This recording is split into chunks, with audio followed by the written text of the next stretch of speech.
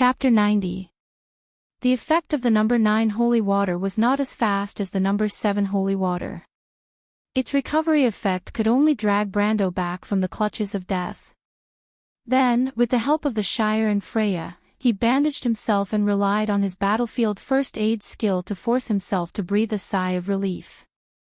Although he could not help but feel dizzy due to excessive blood loss, and his face was as pale as a ghost, he could at least confirm that he was no longer in danger from the data of his body. Brando stood up shakily. Because he was too weak, there were a few times when he almost knelt down again.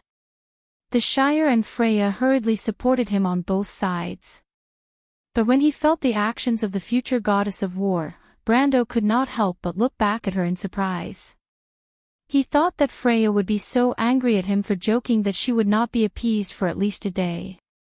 Freya hurriedly turned her head to the side, her face red. Although she was angry at Brando for deliberately lying to her, after thinking about it, at least it was easier for her to accept the result than losing Brando. Of course, she was still gnashing her teeth in anger. She repeatedly told herself that she would not fall for this despicable fellow's tricks so easily next time. Of course, even though he was surprised, he did not forget what he wanted to do. He put one hand on the Shire's horse, then turned to his squire and said, "The Shire, help me up." Before Brando could finish his words and the Shire had no time to respond, Freya stopped him. "Wait, what do you want to do?" "Sit on the horse's back, as you can see." "No." "What's wrong?" Brando was stunned. "You're so badly injured, don't move around. Why don't you care if others are worried?" The ponytailed girl lowered her head and complained softly with a red face. She could not help but think that it seemed to be the same every time. It was the same the last time too. Did this guy know that his injury would be fatal if it were an ordinary person? Brando saw Freya's expression and understood what was going on. He could not help but soften his heart and smile. "Freya, I'm really fine. The potion I took earlier was the holy water. You saw how it saved Jonathan's life that night, right?" Freya bit her lip. Her heart was a little moved, but she did not dare to believe him completely. She saw that Brando could not even stand properly, but he still wanted to ride the horse. She knew that every time she spoke, she would be at a disadvantage. So this time, the ponytailed girl did not say anything.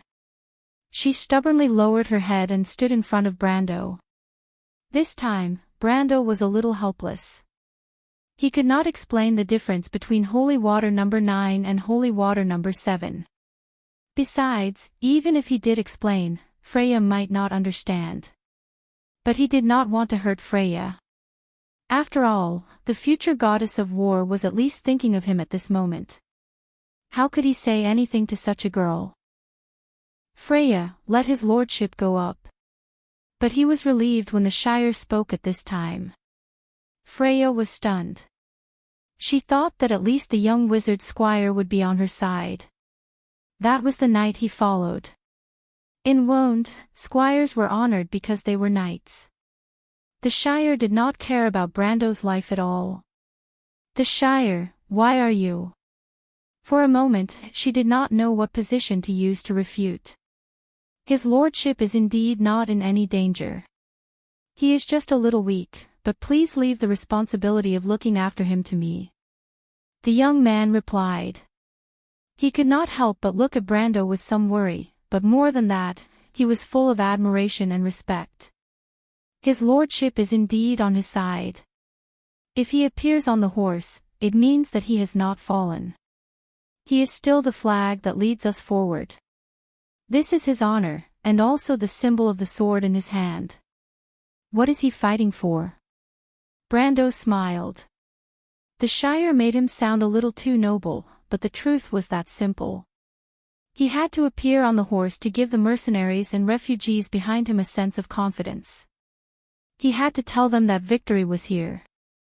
The battle just now was too intense, and it might have affected the refugees and the self-defense squad. Although he was not familiar with military affairs, he knew that his army was just a ragtag bunch that was put together at the last minute. They were fine when the wind was blowing, but once they met with a setback, they would quickly crumble. Thus, he had to give these people a sense of confidence. He was the source of their victory. As long as he was here, the refugees, mercenaries and the remnants of the White Mane army would know that they still had hope. Freya looked at Brando with a complicated expression. When she saw the latter nodding his head, she reluctantly moved aside. Brando then mounted the horse with the help of the Shire. But to be honest, when he got on the horse, he was so weak that he doubted if he could even hold on to the reins. He could not help but remember that he was just a normal person a few days ago. He did not even know what position he had to be so determined. But what surprised him was that he was able to stand upright on the horse like a javelin. It was as if in the eyes of outsiders, this young general had just changed his horse after another victory. Only the Shire, Freya, Reto and Mano could see the cold sweat on Brando's forehead and his trembling arms. But Brando did not say a word. He did not even look at the people around him. He tried his best to maintain a serious and cold expression. Reto and Mano could not help but look at each other. They then bowed deeply to Brando and retreated to command the cavalry that was regrouping. They wanted to help Brando, but when they saw this scene, they knew that Brando did not need them and would not let them help. Perhaps they did not understand his personality, but at the very least, they understood that he was a man with pride in his bones.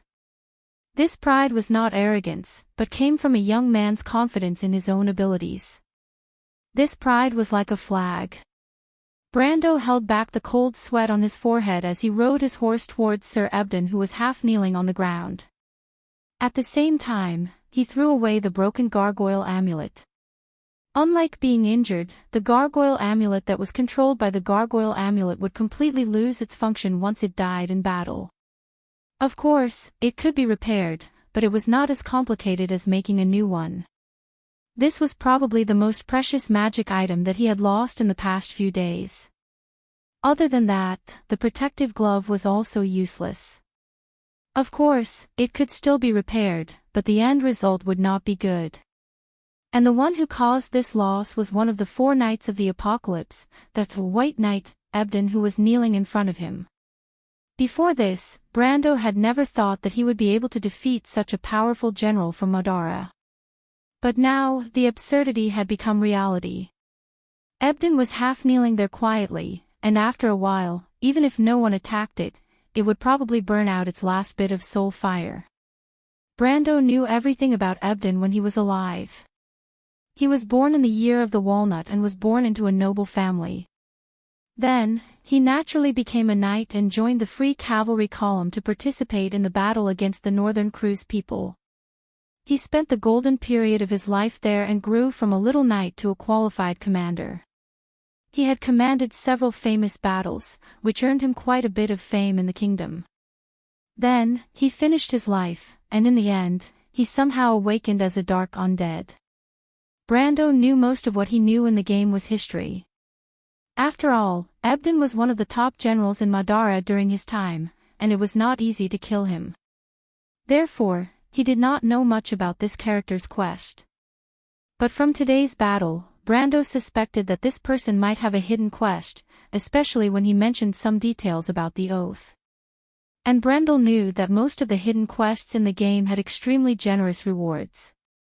For example, the Ring of the Wind Empress in his hand was just the beginning of a hidden quest line. It was just a 20-ounce piece of equipment, which could be seen from this. But most of the hidden quests he knew were from level 40 onwards. Level 70 and 80 were the most common, and it was rare to receive a quest at this level. Furthermore, Ebden wasn't just a small character, therefore, he was very interested in this person's secrets. He rode his horse to Ebden's side. Because of his past identity, he did not make things difficult for him. "What do you want to say, Ebden?" There was a moment of silence. "Young man, do you know me?" The undead knight on the ground moved slightly and asked with a hoarse and low voice. Brando shook his head. "I don't know you, but you can put it that way. The Ebden I know should be Erwin's hero. He has been buried underground and returned to the embrace of Lady Martha. So he is you, but you are not him. Ebden snorted coldly and used his sword to support his body as he stood up from the ground with creaking sounds. You should have died a long time ago, young man, but you didn't. He replied, so it seems that you did not win by luck. You also know the past of this body. What do you want to know by telling me this? Seeing Ebden stand up, Freya was shocked. She knew how weak Brando was, but when she wanted to protect Brando, she was stopped by the Shire. She was startled, and the Shire shook his head. Although the young wizard didn't understand the relationship between his lord and the undead knight, he was sure that they knew each other. If so, with Brando's personality, he would not take the risk. Brendel was a little surprised by Ebden's answer, but he hesitated for a moment and decided to use his experience in the game to test it out. You asked me if I'm of royal blood, so what if I answer you right now? The undead knight sneered. Brando couldn't help but sigh. Seems like there are some differences between this and the game. But at least this is more realistic than the Amber Sword. He couldn't help but laugh at himself. Looks like you're going to bring your secret to Master Marcia, Ebden. The young man sighed as he realized that there was no hope to trigger the mission. But this time, Ebden shook his head. Not necessarily. He said. To be continued. If you want to know what will happen next, please go to www.chidien.com. There are more chapters. Support the author, support the original reading. Chapter 91. This sentence was not meant for you, but I think you can do it. Ebden paused for a moment and raised its head to look at the young man. Brando sat on his horse with one hand on the reins. He hesitated for a while and did not answer. Ebden knew that Brendel would not fully trust it, but it did not mind. The undead knight raised its chest and placed its sword in front of its left knee. It knelt on its right knee and placed both of its hands on the pure silver gauntlets of the pale fawn. It chanted, "The two moons shine, the king sleeps in the valley. The shadow of the holly tree points to the northwest. The stars fade away, the power of the dawn." Brendel's expression did not change when he heard it. He rode past Ebden on horseback, then turned his horse around and circled back to Ebden. There were many puzzles like this in the game, but he was not an expert in this field. The two moons shine, of course, referred to when the two moons of Wonde appeared in the sky. The first thing he thought of when the king sleeps in the valley was the remains of the saint, but it could also be the tomb of one of the kings of Erwin. The shadow of the holly tree pointed to the northwest. Brando frowned. Erwin did not have any holly trees. Was it just a metaphor? Or was it referring to a noble's emblem? But the holly tree represented the sacred in Wonde's heraldry. Just the emblem of Erwin alone had a holly tree on it. As for the disappearance of the stars and the descent of Dawn's authority, Brendel could not figure it out at all. Ebden purposely gave him some time to think.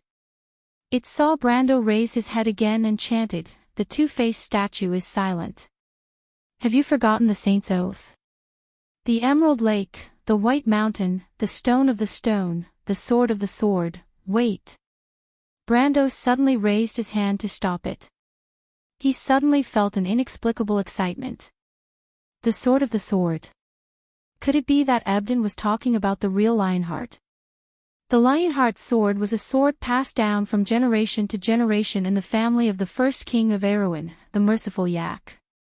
However, the Lionheart sword was not only the symbol of the Leo dynasty, it was also one of the four sacred relics of Cruz.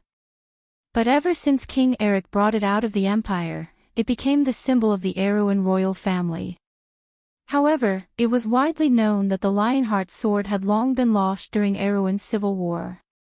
Every subsequent king who succeeded to the throne wielded a replica. However, only a limited number of people knew about this secret. Once it was revealed, it would cause a huge uproar. Back then, Brando only learned about this after Erwin had perished. If Ebden was referring to the Lionheart sword, then the second part of the riddle made sense. The Saint's Oath should be referring to the Holy Knight's oath that Yak swore on the Lionheart sword, to lead the people of the Southern Empire away from the arrogant and greedy nobles. He rose up against them, and that was where the benevolence in his title came from. However, what did the Emerald Lake, the White Mountain, and the stone within the stone mean? Brando couldn't help but feel puzzled. It was said that the real Lionheart sword had the power to control the rise and fall of a kingdom. It seemed to be the truth as well. Ever since Erwin lost the real Lionheart sword, each generation declined and eventually died. However, Brando didn't believe in this saying. The rise and fall of a kingdom was linked to a sword. No matter how legendary the sword was, it was just a way to shirk responsibility. However, he was curious about the legend of the sword and why it was so popular in the stories of bards. According to the forums, the sword was at least a gold-tier weapon. Thus, he couldn't help but ask, what is the Emerald Lake? Unexpectedly, Ebden shook his head, I don't know either. But I often think about it and remember these two sentences. There is even a sacred oath that binds me. But I don't know where these memories come from and why they are so pervasive. Not every undead likes to remember. Brando replied. He suddenly felt that Ebden wasn't a simple person when he was alive. At least, in his memories, Ebden had nothing to do with the royal family. I'm a little special, and I know this myself. Ebden replied. The undead knight adjusted his helmet and continued, most undead that live in the darkness have intelligence, but I'm different from them. That's why I don't trust them. But when I see you, young man, I feel that you might be able to help me solve this mystery. Brando didn't reply. He felt that Ebden's words seemed to be true, but he wouldn't believe it easily. He was thinking about the Emerald Lake, the White Mountain, and the stone within the stone. He suddenly noticed that the two-faced statue didn't say anything, and he couldn't help but shiver. The statue didn't say anything. Could it be referring to the stone sage in the basin south of Ranner? The more Brando thought about it, the more he felt that it was possible. If the revelation came from the stone sage, then it would be a little troublesome. He would need the sage slate to make the stone sage speak. But where would he get the sage slate from? The nearest sage slate should arrive in Bragg's half a month later. The black market price was 500,000 tor, and it wasn't a small sum. The only consolation was that the stone sage was in the same direction as what he was going to do next. This would save him a lot of time, and Brando really didn't have much time left. He sat down on his horse and asked, "That's all you want to say?" Ebden nodded, "I have one more request." "Speak." Brando looked back. Under the command of Reto and Mano, the battle in the valley was nearing its end. Ebden took off the badge on his chest and said, "I hope to die like a real knight, or at least let my sword and armor accompany me forever." This badge is called the Lion Badge, and it has powerful magic power. It has no meaning to me now, so I'll pass it to you. Also, this is my pouch, there are some things in it that might be useful to you. Brando knew that if he was willing, he could also obtain the Pale Fang. He originally wanted to give the sword to Freya. However, he looked at the White Knight and nodded in the end. Both of them knew that an oath was meaningless compared to a dead person and a living person, so it was better to trust each other's promises. The reason why Ebden said so much to him was probably because he trusted him. Based on this point alone, Brendel would not go back on his words. Of course. Ebden must die, and the refugees will not allow a high-ranking undead general to be with them. Brando took the badge and glanced at it. There was a lion's head engraved on the brass surface, Lion Badge, Conflict Aura +1. Brendel almost dropped the badge from his hand. Conflict Aura was the core skill of a Holy Knight. It could be trained up to level 29, and could only be trained up to level 10. It increased 1 point of defense at the beginning, 0. 5 point of defense for every level before level 10, 1 point of defense for every level after level 10, and 1 point of defense for every level after level 20. It increased exponentially. At level 21, Conflict Aura would increase defense by 2, at level 22 it would increase defense by 3, and so on. Originally, this skill could increase defense by 10 points when it reached level 29. However, with the addition of an additional level, this badge would increase defense by 11 points. What kind of concept was 11 points of defense? It was almost equivalent to 14 mm of frontal armor, which was almost equivalent to 3 sets of full-body plate armor. Brando immediately decided on his development path as soon as he received the badge. He would become a Templar Knight. He also knew that there was a full-body armor with a +1 Conflict Aura skill, and a Lion Shield with a +1 Charge Aura skill. With this combination, he would have an additional 40 defense after becoming a Templar Knight. It would be like a moving fortress, and it was not just him.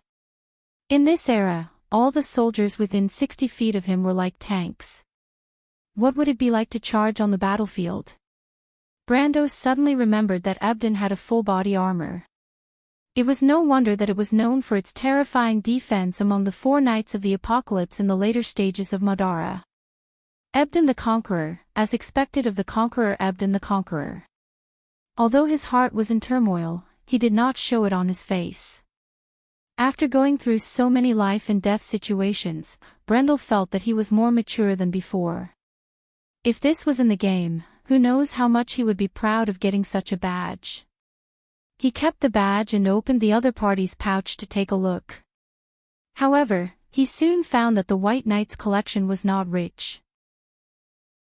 There were only some low-level materials in it, and the most valuable was a few pieces of adamantine, which was the material for making full steel armor. It seemed that the future 4 horsemen of the apocalypse had already begun to make plans. It also knew the power of this badge. Brando could not help but look at the other party. "Do you have any other requests?" he asked. Ebden shook its head. "Please do it." Brando knew that if he let it die here alone, it would be a disgraceful thing. A knight on the battlefield would at least die in the hands of the enemy and return to the embrace of the earth.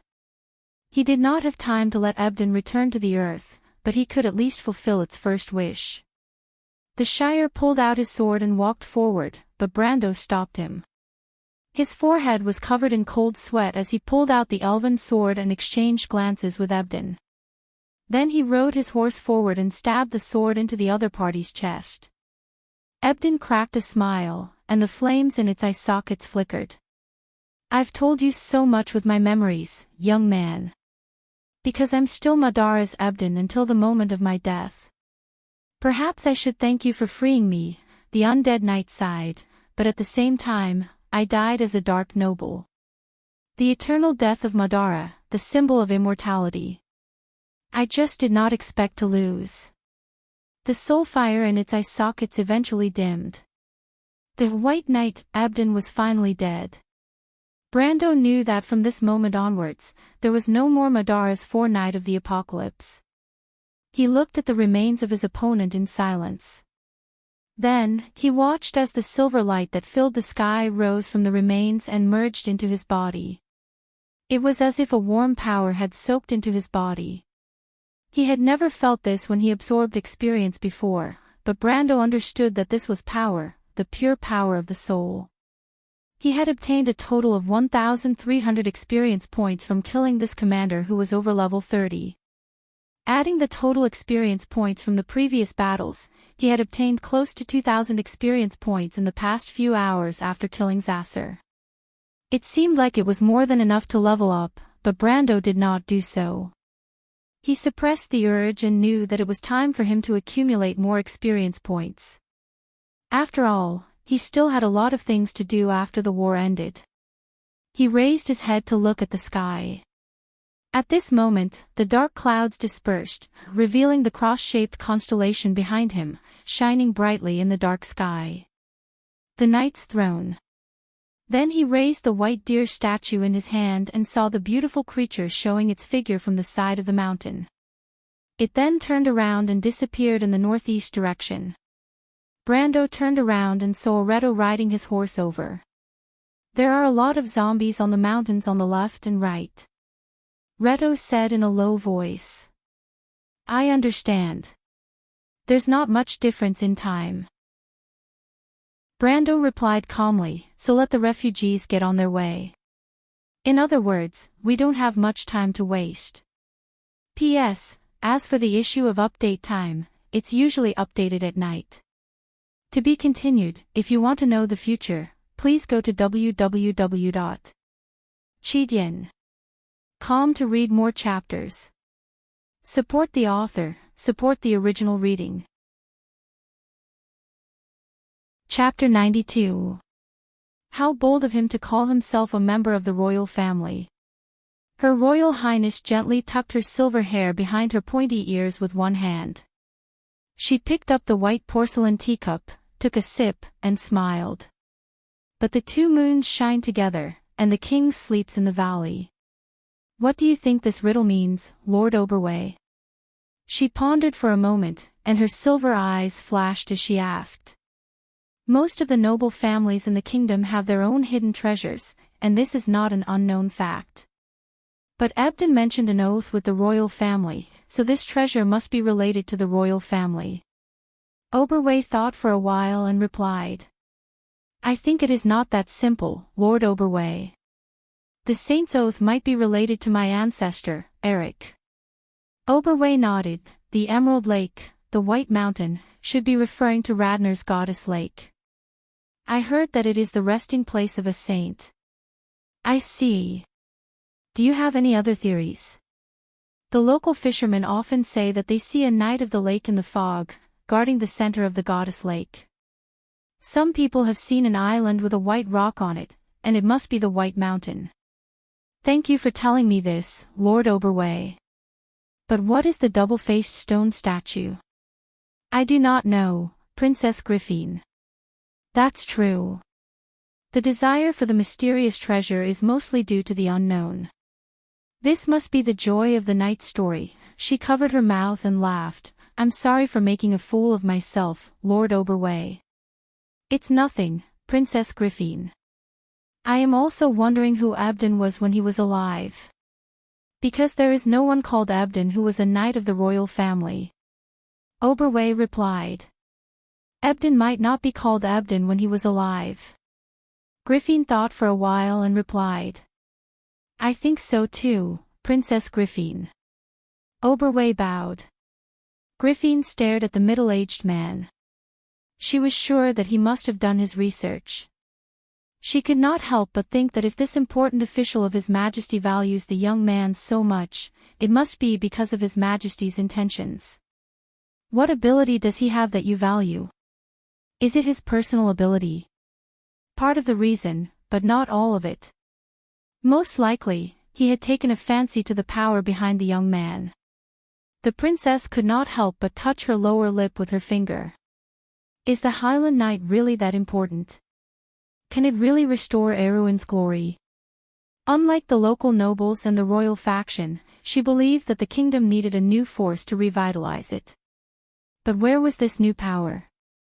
Highland Knight? Militia? Or the garrison? It didn't look like it. He kept feeling that there was something missing. The half-elf girl thought of that young man and shook her head. It wasn't him either. She even vaguely felt a trace of danger. She was slightly startled by the young man and felt a trace of astonishment. Could it be that he was jealous? The girl hurriedly shook her head. Your Royal Highness. Oberway noticed the princess's absent-mindedness. I'm sorry, Lord Oberway. Please continue. Oberway looked at her strangely and nodded. The first moon set in the west, and the second moon shone in the sky. Fog gradually rose in the Abbey's forest, and the fog in the mountains had a trace of coldness. Brando held the reins with one hand and looked around on the horse's back. He confirmed that the white stag was gradually bringing them east into the lowlands. A few minutes ago, Redo came to him to tell him that Marcus and his zombie army had stopped chasing them. It was not surprising that they had noticed that their power was gradually declining. The valley was completely silent. Two majestic colossi of more than 30 meters in height suddenly appeared in front of everyone in the valley through a thin layer of fog. Even Freya and the other mercenaries could not help but look up at the lifeless boulder and did not say a word for a long time. Who would have thought that there would be such a scenery behind the desolate valley? Through the thin layer of fog, it was as if their eyes had seen through the shackles of 1,000 years and landed on the boulder covered with the dust of history. For a moment, there was an inexplicable sense of heaviness in their hearts. The colossi were wearing robes, armor, and skirts. They wore elven pointed helmets with wings on both sides before the age of the sages. They held a spear in one hand and a giant shield in the other. They looked straight ahead. It was the appearance of the holy warriors in most myths. According to legend, each of these warriors came from the Golden Race. They followed the Azure Knight to fight the Twilight Dragon on the earth during the Dark Age and finally freed Wone from the clutches of darkness. In other words, they were the guardians of all intelligent creatures. The refugees and mercenaries entered from the foot of the colossi. They suddenly felt a sense of cleansing in their hearts, as if all the dirt and exhaustion had been washed away. They felt refreshed. Many people even stopped to check if they were hallucinating. Brando looked at these people. He did not tell them that this was actually Wone's most powerful protective barrier, the 10 Laws Decree. In fact, the effect of this barrier was more obvious for people with stronger dark powers. Ordinary people who passed through this barrier would enjoy purification and recovery spells. But for evil beings like Marcus and the White Knight Ebden, once they passed through this barrier, they would immediately be converted from extreme evil to extreme justice. However, if they wanted to experience this effect as undead creatures, they would first have to pass through the test of the 14-ring lightning strike spell at the tip of the two colossi spears. It was a divine spell. Not to mention Marcus, even the 24 eternal dukes of Madara would be turned into ashes if they came here. After passing through the colossi at the entrance of the valley became wider and wider. In the end, it formed a flat valley floor. Looking from both sides, there was a vast expanse of white fog, and there was no end in sight. There seemed to be some kind of creature in the fog. The white fog billowed, sometimes forming an angel with wings flying in the sky, a tall knight, or a fierce griffin, but in the blink of an eye, they disappeared. In this strange valley, no one dared to be too far away from Brando. The refugees consciously stopped talking, nervously looking at the strange scenery around them. Freya felt more and more incredulous as she stood behind. This place did not look like a mysterious place that ordinary people would understand. But when she looked at Brando, she was not surprised. She could not help but worry about her gains and losses. Brando was so mysterious. Although they were fighting side by side now, she was worried that one day, an ordinary girl like her would not be able to catch up to him. She could not help but frown and look at the Roman, although she did not say it out loud. But in her heart, she knew that the Roman's aunt must have her own secrets. Perhaps it was this kind of Miss Merchant who was worthy of Brando. They were the same kind of people. The more Freya thought about it, the sadder she felt. In the end, she could not help but hang at the back with her head lowered. Brando did not notice the little girl's thoughts, because he was answering the Roman's strange questions. For example, where is this place, Brando? Didn't I tell you before? This is the place where the holy saints' remains are. But you didn't tell me where the holy saints' remains are. Brando could not help but feel a headache. He turned around and saw the Shire's serious face. He knew that this guy was definitely not reliable at this time.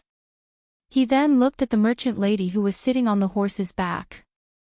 She was dirty and covered in mud from head to toe. There was nothing he could do about it. After all, this young lady had secretly gone to learn how to ride a horse. When Brendel found out about this, he was almost scared to death.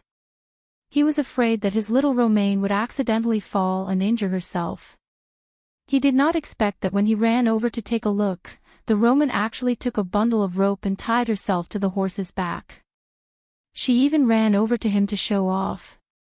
In the end, she was naturally scolded by Brando, so that she would know what she could and could not do in the future. The place where the holy saints' remains are the ancient kings and sages' resting place. They used their spirit to open up a territory and called it their country. Here, all their people are protected, and outsiders will be lost forever. Brando answered.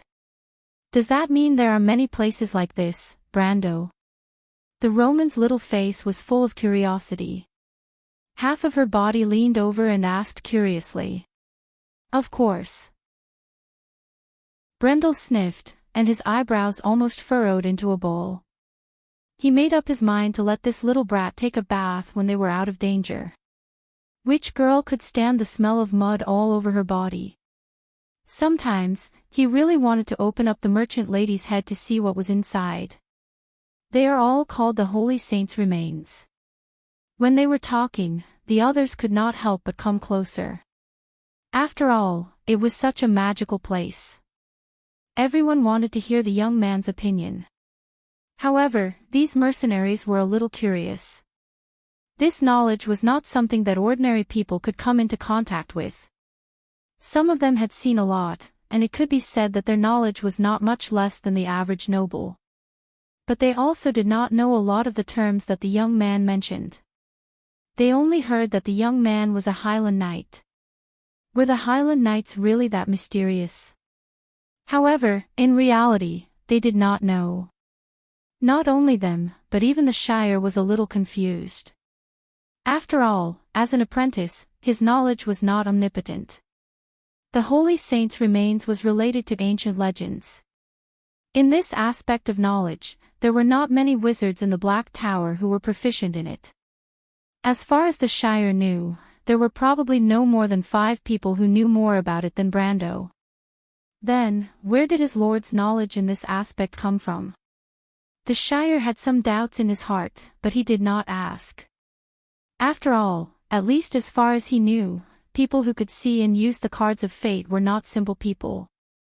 Brando listened to the Roman's question and shook his head. Of course they have their own names. Every holy saint's remains is related to the king who hibernated there. Just like this valley of mist that is everywhere and located in the lowland swamps. As far as I know, it is called the Home of Fairies. Home of Fairies. The Night King was one of the 11 kings. Long before the Flame King Gretel, he was the guardian of humans. He had an agreement with the Fairy Queen. The Fairy Queen let him eat the golden apple and become the king of humans. After his death, his soul returned to the Utopia and rested here, continuing to fulfill the promise. This is a place where time is chaotic. Compared to the outside world, the night here tends to be stagnant. Only during the day will time flow again. Legend has it that there is a golden apple tree in this valley. The Fairy Queen lives under the golden apple tree, but no one has ever seen her. Of course, if a mortal sees her, they will never be able to leave. He turned his head and saw the Roman staring at him with her clear black and white eyes, her face clean. Golden apple? Don't tell me that's all you heard. Brando's mood was instantly ruined, and he could not help but ask in annoyance. The merchant girl nodded seriously. All right, little Roman, I won't talk to you about this anymore. He almost couldn't catch his breath. But just as he was about to reason with the merchant girl who did not understand the situation, he suddenly froze and turned his head in a direction. Everyone turned their heads and followed Brando's gaze. They saw a lone tree. What is this? Brando was stunned. P.S. Does everyone feel like they are watching a fairy tale? To be continued. If you want to know the future, please go to www.chidian.com. Support the author, support the original reading. Chapter 93. Everyone was stunned when they saw the lone tree. Brando had just mentioned the golden apple tree, and they naturally thought of that. The mercenaries immediately thought of what Brando had said, that the legendary fairy queen lived under the golden apple tree, and that mortals who saw her were destined to never walk out of this valley. They could not help but shudder. These people could not help but look around instinctively, afraid that they would be trapped here forever if they were not careful. It was not easy for them to escape from Madara's undead army, and they were not going to be alone here for the rest of their lives. But what they did not expect was that Brando was not worried about the golden apple tree at all. In his previous life, players like him had already searched the entire valley. What seemed like a mysterious valley in the eyes of others was no secret to him at all.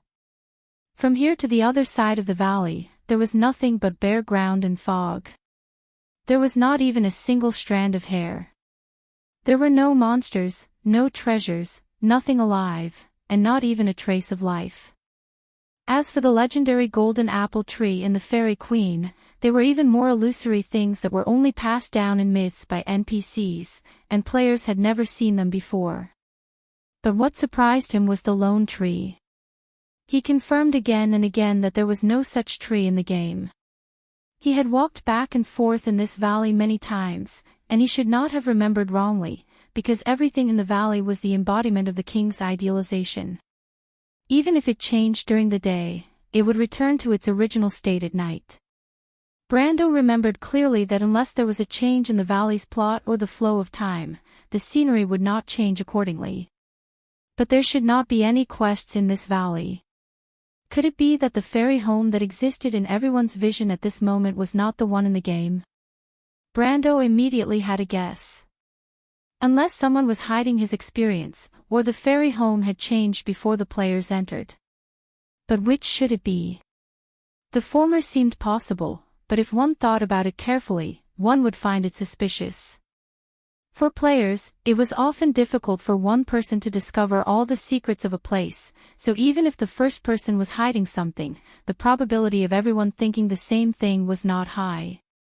But then Brando thought that it could not be ruled out that one person had repeatedly come here. Although it seemed a little idealistic, it was not impossible. He recalled that the first person to discover this valley should be the theologian of the Stellar Guild, a player called Clan War. The second person to enter was a knight, and the third was a female player from KOK. But the time between the three of them was only a few days apart, so the possibility of them hiding something was not high. Brando shook his head. That was not the reason. Then it was the second reason. This valley had changed before the players entered. This is not impossible in the game, but there are also two factors in this aspect.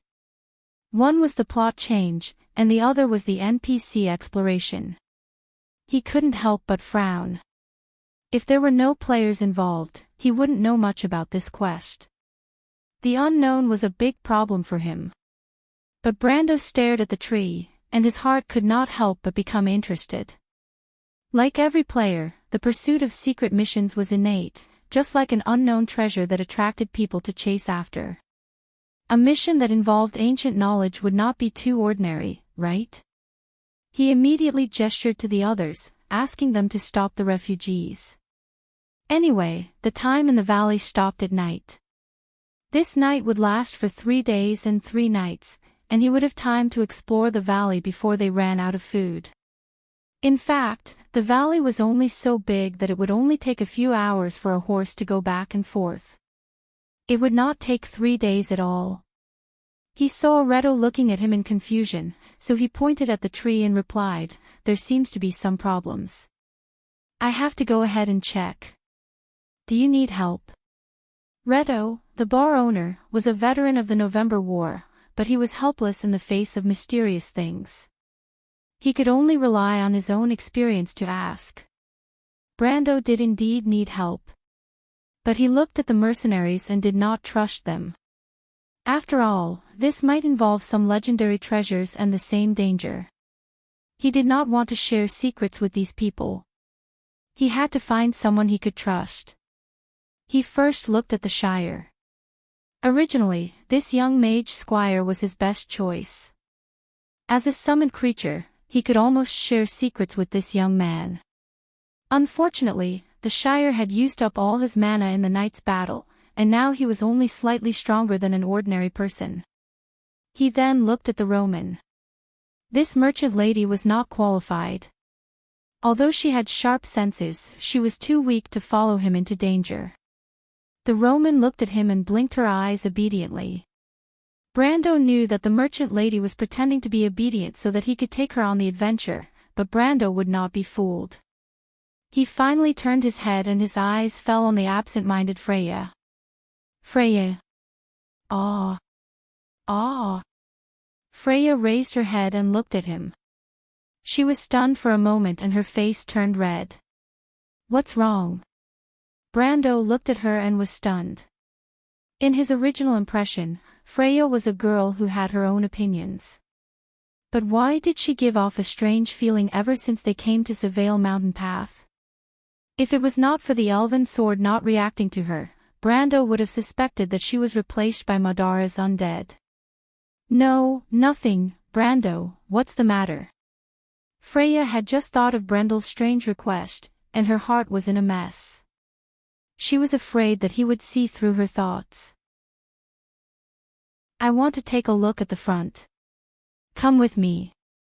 Freya was stunned for a moment and immediately nodded, okay. I want to go too. The merchant lady twisted around on the horse's back. You stay here obediently. If you want to learn how to ride a horse so badly, I'll let the Shire teach you. But if I come back and see you tied to a horse, I'll drag you over and tie you horizontally behind my horse. Brando looked at her and said fiercely. But I can't learn it. Roman answered bluntly. Can't you be a little more humble?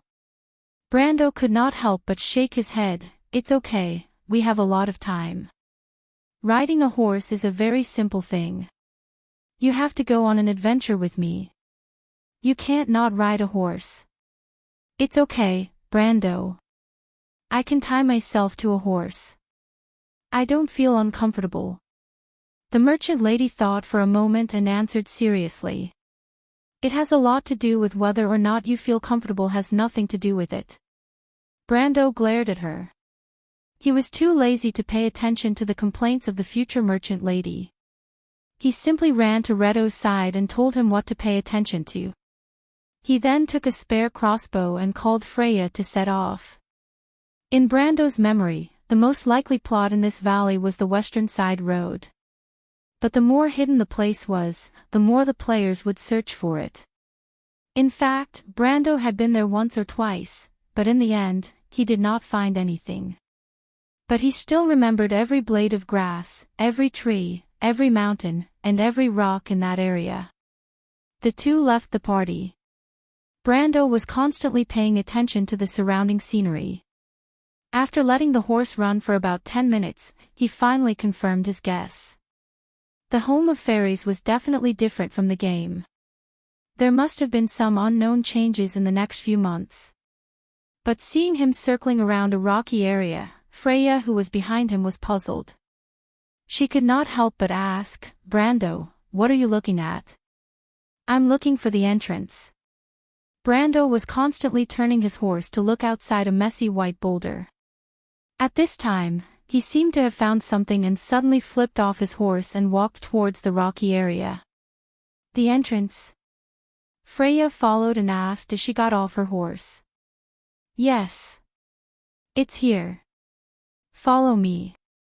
Brando answered as he pulled out the elven sword and walked step by step towards a narrow gap between two sharp boulders. He remembered that this place was called the Fork of Fate. There would be a prompt in the system log when he reached this point in the game, but there was no prompt in this world. He could only rely on his experience. He remembered that there should be an open metal box behind the boulder. There was a stone slab in it. The stone slab was a necessary item to enter the Fork of Fate, but it could not be brought out of this valley. Someone had tried to put it in a multi-dimensional bag and bring it out, but it still mysteriously disappeared in the end. It could only be explained that the stone slab was an idealized part of this world in the first place. With that in mind, he circled around the boulder, but did not expect to be met with a gust of wind. Brando's senses were quite sharp now. Before his brain could react, his body had already reacted instinctively. He took a step back and crashed into Freya. In the next moment, a golden arrow flew past his nose. The two of them fell backwards, but Brendel raised his head at the last moment, only to see a golden figure disappearing behind the rock. If not for his quick reaction, he would not have been able to see where the attack came from. Who? Brando subconsciously wanted to get up from the ground and chase after the attacker. But when he put his hand down, he suddenly felt something soft. After a moment of shock, he finally reacted and could not help but blank out. Can't I? He turned around and saw that his hand was placed on the girl's chest where it should not be. Freya was completely stunned. Her bright brown eyes stared at him, and for a moment she did not know what to say. But the future Valkyrie finally reacted. She pushed Brando aside and quickly got up. She lowered her head and did not say a word. Brando also reacted. He could not help but awkwardly get up and pretend to look in the direction where the golden figure retreated.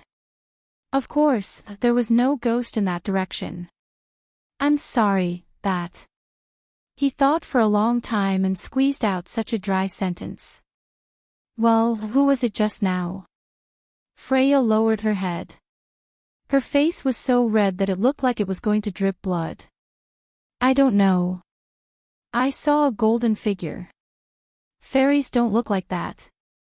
It's more like a summoned creature. Brando's thoughts became much clearer when he asked about his field of expertise.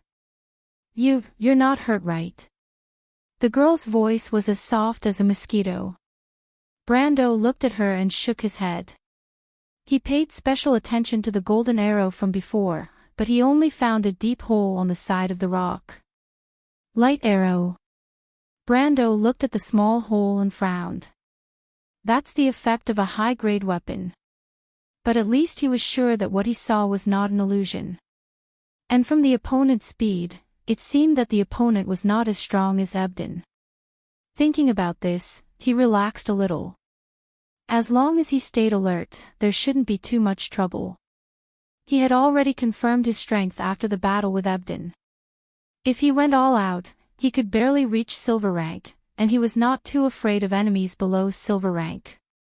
After checking the battlefield, Brando gestured to Freya to stay alert. Then he grabbed the elven sword and sneaked in. He remembered that the golden figure escaped from the crack in the north. Behind that crack was the entrance to the Fork of Fate. Could it be that they came from there? But he had never heard of anyone being attacked in the game. He immediately saw the iron box behind the rock. It was on a white stone platform, as if it was placed there by someone. If there was a power that surpassed gold rank, it could destroy the box. But it was pointless because it would automatically return to its original state the next night. Brendel looked to his left and right. He did not dare to believe his previous memories. At the very least, the golden silhouette had changed something in his memory. Not only were there living creatures here, but they also seemed to be hostile. After confirming that there were no enemies around, he opened the box. But when he opened the box, he could not help but be stunned. Other than a stone tablet, there was also a pair of earrings in the box. What is this? Brando hesitated. He was afraid that there might be a magic trap on the box. Although there were no magic traps in the game, who could be sure? But he had a simple way to test it. He put the elven sword close to the box. There were usually some simple protective measures between enlightened magic items. He just needed to see if there was any reaction. Although this method did not work all the time, it was better than nothing. Brando quickly got the result. There was no reaction. He picked up the earrings and glanced at them. He immediately threw them back as if they were scalded. Endless ice earrings. Intelligence +2, will +1. Brando could not help but groan. He subconsciously covered his head. At this moment, he had a splitting headache. It was as if 1,000 needles were stabbing his brain. Brando. Freya was shocked and quickly ran to support him. I'm fine. Be careful. Brando held onto the metal box with one hand and gasped for breath. At the same time, he cursed the person who put the earrings here. Of course, he knew that there was something wrong with him. It wasn't a trap, but purely because the magic recoil was too intense. Of course, the biggest problem was that this ring was at least a 95-ounce equipment. How could it appear in such a place out of nowhere? His first reaction was that he was hallucinating. His second reaction was still impossible. Bocce was still a beginner's area at this time. Most of the players were not above level 50. This ring was far beyond what the players could handle. It was at least level 70. Thus, when Brando used his will to search for the ring, there was a strong magic backlash. It made his mind blank for a moment. And such a powerful magic item appeared in a low-level area. Logically speaking, there should not be such a flaw in the game. Perhaps there would be some changes in this world, but Brando did not believe that it would be the opposite of the game's setting. He waited until his headache subsided. When he calmed down, he realized another problem. What if the Land of the Saints' remains was designed to be completed by NPCs?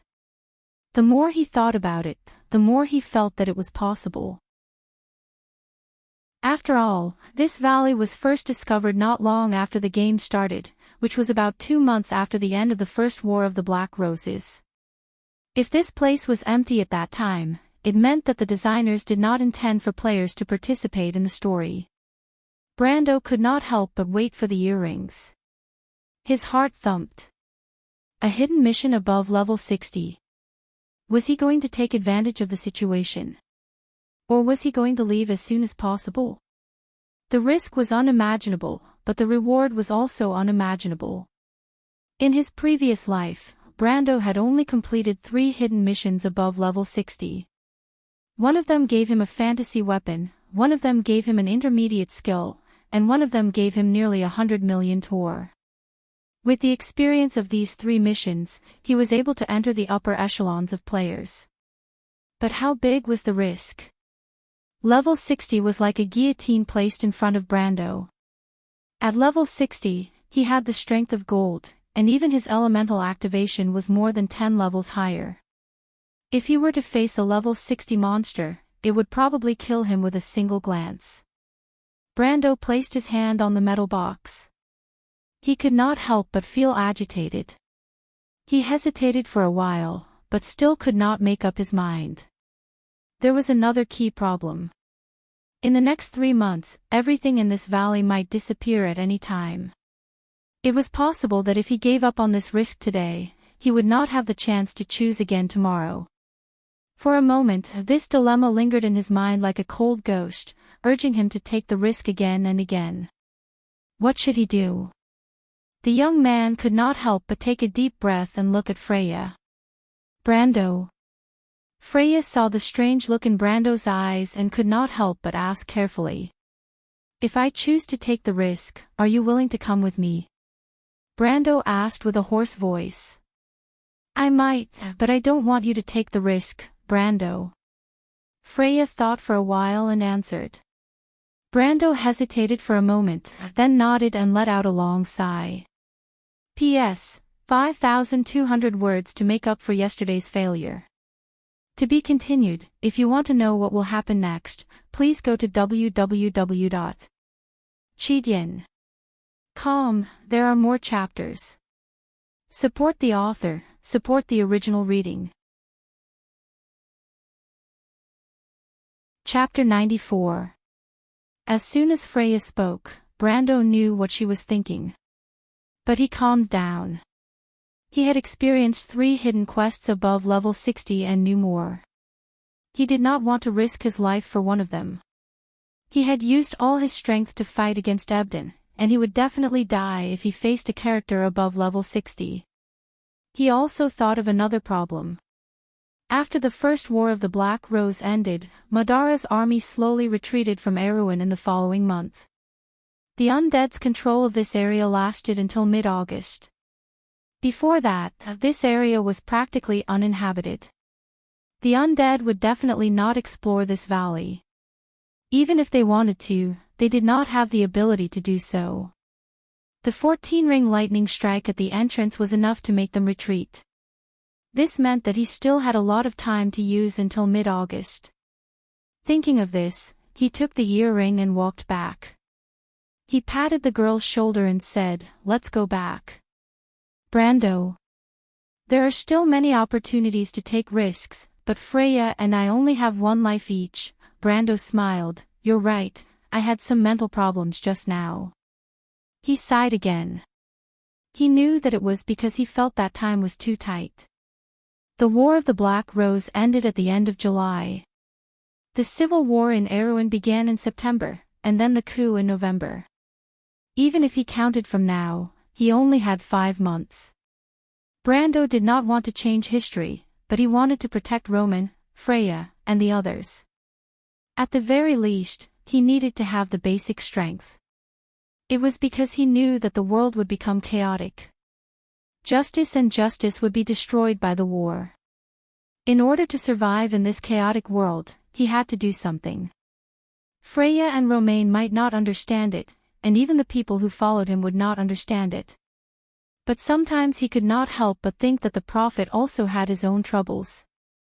The feeling of helplessness when he knew what was going to happen, but was unable to change it was much stronger than normal people. Freya blushed. "What did you say?" "Nothing," Brando replied. He sheathed his sword and walked out of the rocky area, motioning for Freya to follow him. Just as the two of them left, 2 people slowly walked out from the dark crevice between the rocks. One was tall, and the other was short. The taller one seemed to be a woman. She wore a strange white robe with blue feather patterns on her sleeves, chest, and shoulders. However, it was similar to the desert robes of the Quilodians. The waist was narrow, but the sleeves and trousers were unusually wide. She had a head of long silver hair, and her eyes were dark green like the deepest lake. There were 2 red lines on her face, but she didn't have much expression. She stared at the backs of Brando and Freya for a long time before she spoke. "Alas, you're not going to keep them." Her voice was neutral and flat, like plain water. "Fuluafa, you should keep your attacks hidden like your claws and teeth. Otherwise, it won't be fun." She heard an excited voice. The short girl was about 14 or 15 years old. Her long blonde hair was tied up in a pair of dazzling ponytails. She was wearing the traditional leather clothes of most adventurers, but she was carrying a heavy iron box as tall as a person on her back. If you looked at the iron box, you could see the pattern of 5 interconnected stars. Fuluafa thought for a moment, "Then why did you attack them, Alas? You're so boring, Fuluafa. That was just a small test. No wonder your power dropped by more than 98%. I was worried that there was something wrong with the law of gold. Fuluafa, I really don't want to marry someone as boring as you. Alas, we are dragons. Humans is just a reference. Forget it, I don't want to talk about this with you. That human man actually took your earring, Fuluafa. Doesn't he know what this means?" She snickered as she spoke. Fuluafa glanced at her and didn't answer this time. "Forget it, what a boring guy. But I really want to see their expressions when they see that little gift. I heard that humans are very greedy creatures. Aren't you here to find the legend of the golden fruit tree, Alas? Why did you give it to them?" You see, the legend of the golden fruit tree is not as interesting as the struggle of small creatures. I decided to give this adventure to these 2 little guys. Besides, I think that human man looks quite familiar. Maybe he has something to do with the King of Night. Fuluafa turned around and looked at her. do you know the King of Night?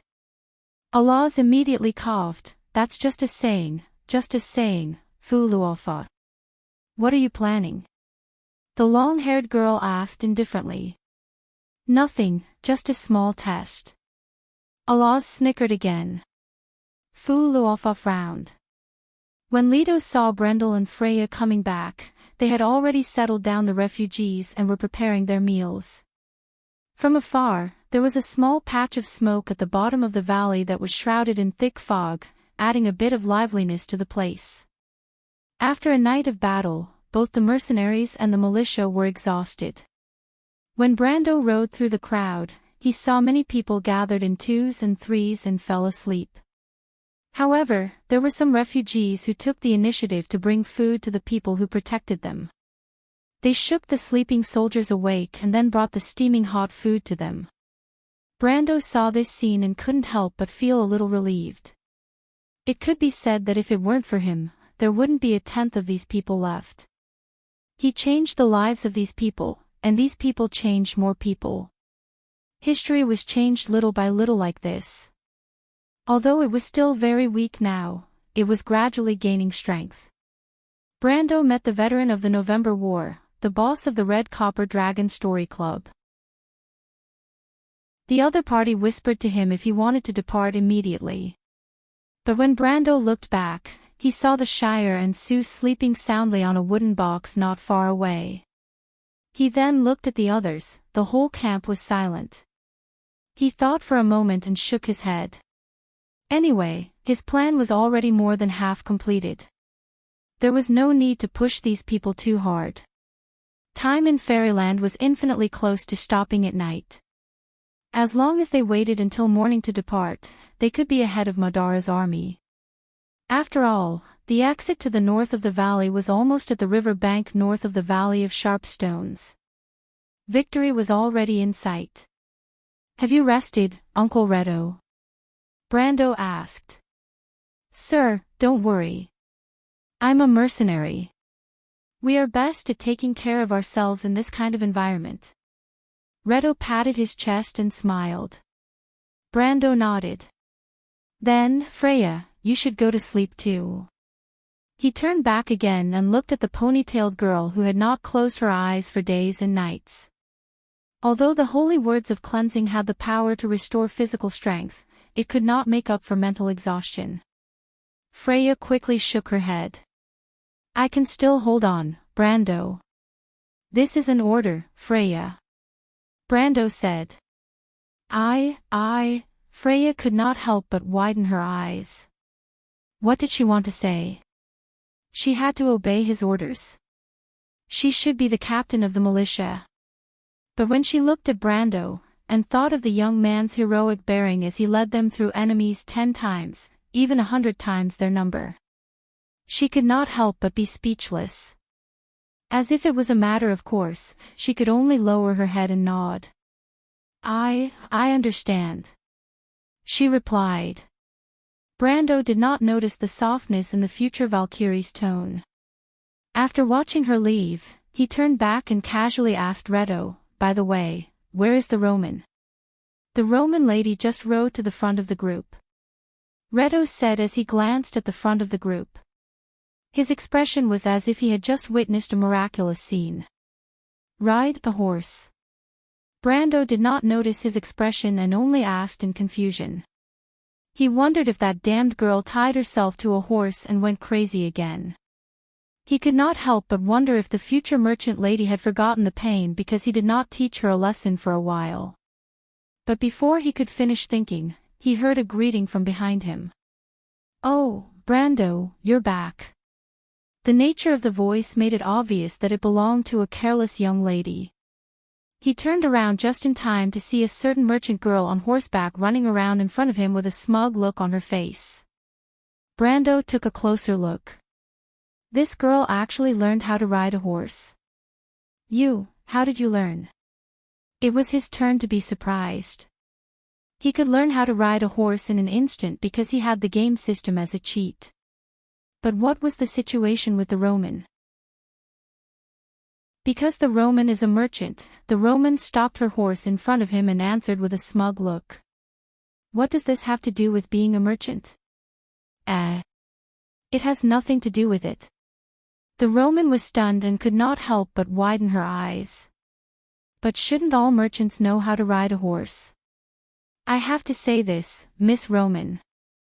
Most merchants don't know how to ride a horse. Redo chimed in. The Roman's pair of small eyebrows frowned together. Is that so? It doesn't matter. The Roman is a more powerful merchant. Brando, am I right? Yes. Brando was too lazy to pay attention to her. He thought that this might be the so-called compensation from the heavens. Someone with an abnormal brain would naturally be more blessed by the heavens. It was probably the so-called fortune favors fools of principle. He glanced at her in annoyance, then dismounted and ordered, "Little Roman, since you are so free, accompany me to the camp for a walk." "Okay, Brando." The merchant lady looked very excited. "Do you need me to come with you, my lord?" Redo asked as he turned his horse around. Brendel did not spit out a mouthful of blood. He thought to himself, "Uncle, can you not be so eager to be a third wheel?" But he also knew that Redo had good intentions and could not refuse.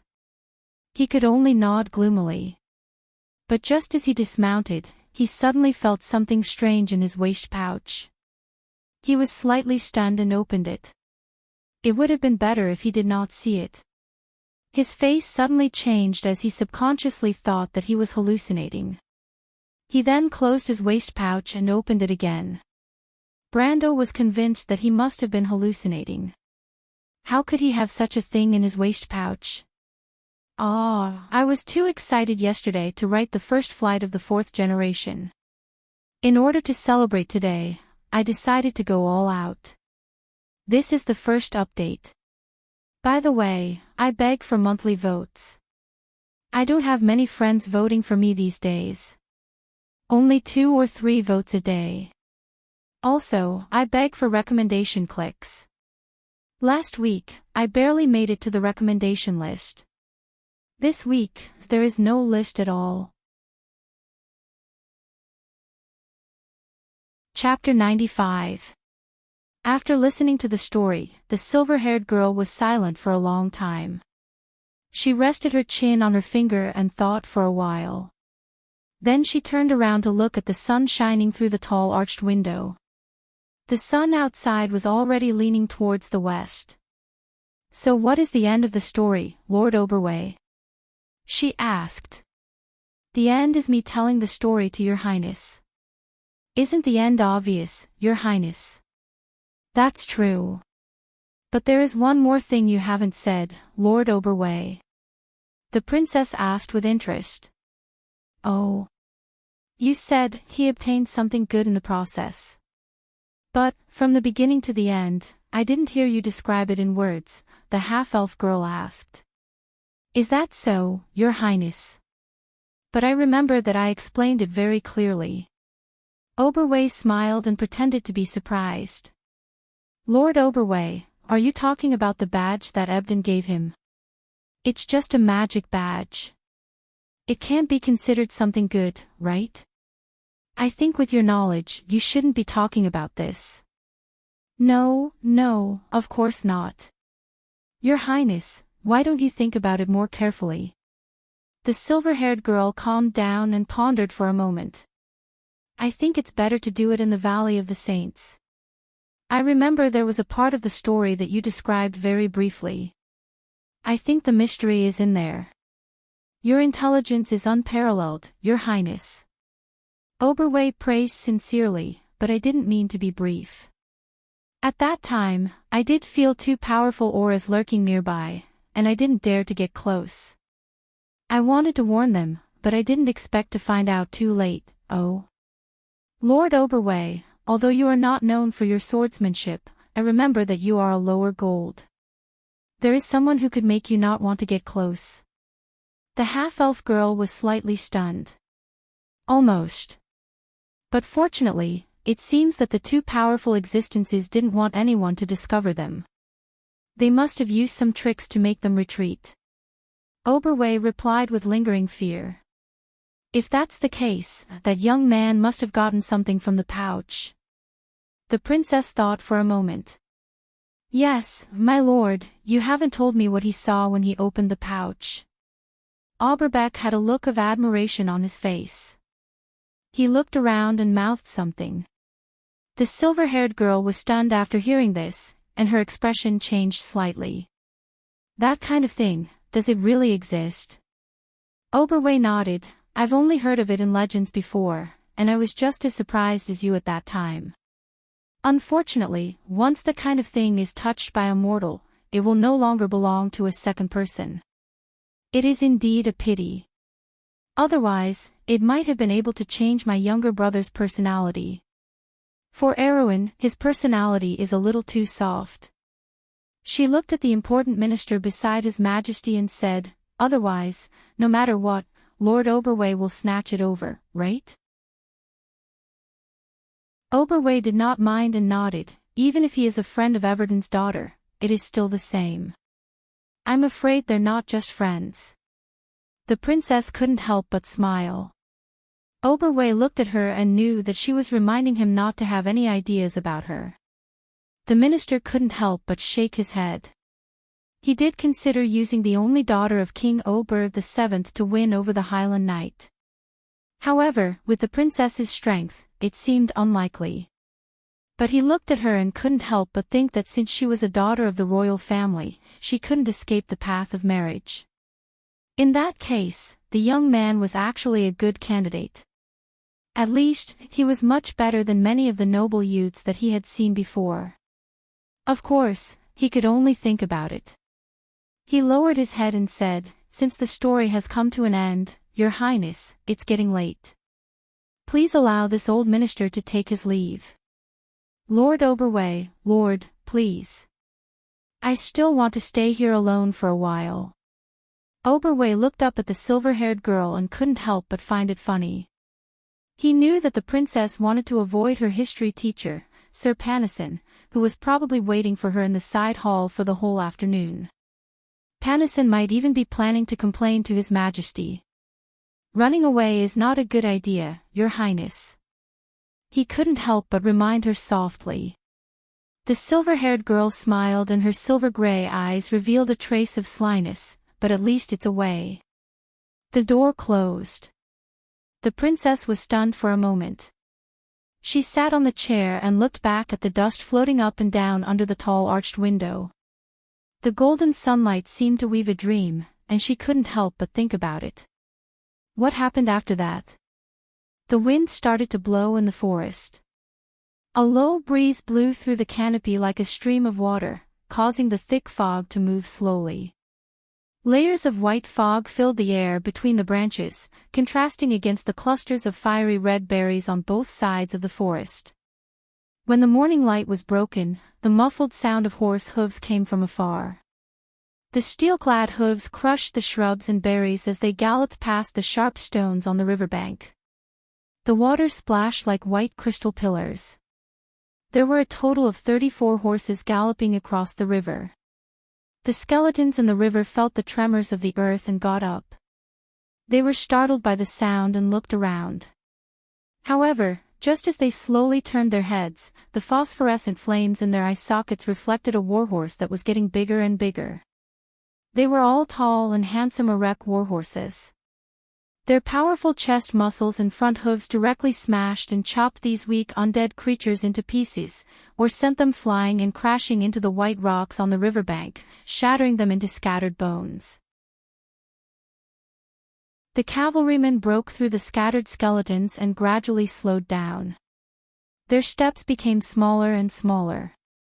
The young knight who was leading the cavalrymen suddenly raised his hand. Due to inertia, the 30 or so horses took 2 or 3 steps forward and stopped altogether. More than 100 hooves stopped in the middle of the stream, and the rapid current could only circle around them. A loud shout opened the curtains of the morning. We won! We won! Then there was a second shout. Long live! Long live Brando!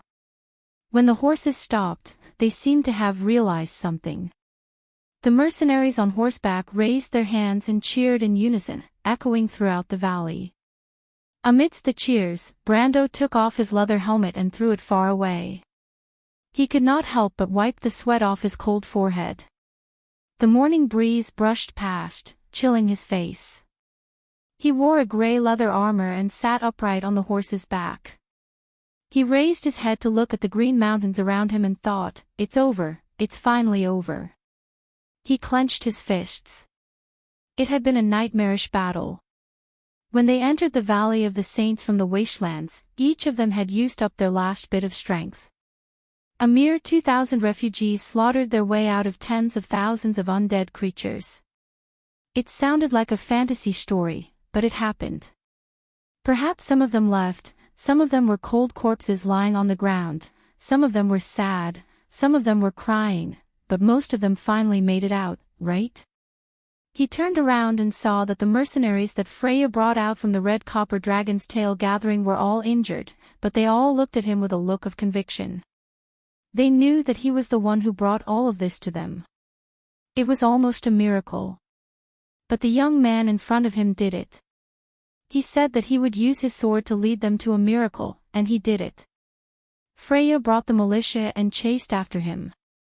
The first thing she said when she saw Brando was, "Brando, did we really win?" Brando looked at the heroic girl on the horse's back and nodded. He did not say anything, but the militia behind Freya quietened down. All of a sudden, the civilians, the defeated white-maned soldiers, and the defeated mercenaries all threw their weapons to the ground. They were stunned, they couldn't believe their ears. After a day and night of chasing, they won just like that. Even the white-maned army could not defeat the enemy, but they broke through their encirclement again and again. Someone could not help but ask loudly, "Sir Knight, did we really win?" Brando nodded. "Long live! Long live!" In an instant, the crowd cheered and jumped. They could not help but cry tears of joy. Some of them immediately turned and ran, they wanted to bring this good news to the refugees behind them. The riders looked at these excited people and could not help but smile without saying a word. Just a moment ago, weren't they the same? Brando saw Freya staring at him and could not help but ask, "What's wrong?" The ponytailed girl's face turned red.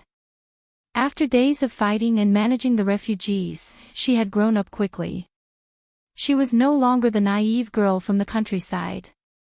She looked at Brando and could not help but wonder if the heavens had sent such an outstanding young man to their side to lead them out of their predicament. "Thank you, Brando." She lowered her head and replied softly. Brando smiled, but he looked up and stared blankly at the verdant mountains in the distance. He suddenly remembered that it was the stag forest. How nostalgic. When he went from Bragg's to Fortress Reedon, he passed through that forest. He remembered that there was a Wolverine area and an ancient castle. That castle was one of the places he had to go in the future. Speaking of which, it was time to make a plan. After a few days of fighting, he had accumulated close to 5,000 experience, but he could not use it all to level up. The most important thing was that activating the elemental pool required 2,000 experience. Brando had already discovered that the Card of Fate was a very useful magic item. Although he did not know why he had never heard of such a thing in the game, activating the elemental pool was a priority. Then there was the Scholar and Knight classes. The Scholar class was a secondary class that all players had to take. Not only could it expand the main class, it also provided a large amount of experience. The only problem was that the skills were too weak and it also took up a secondary class. A character only had 3 secondary classes. As for the Knight class, it was needless to say. Brando wanted to establish a good relationship with the Holy Cathedral of Fire in order to become a Knight of the Holy Cathedral. It was not until these 2 days that he realized that skills were rare in this world. However, he immediately realized that this was not because of the difference between this world and the game. It was because he had misunderstood. If he thought of the people in this world as NPCs, then everything would be natural.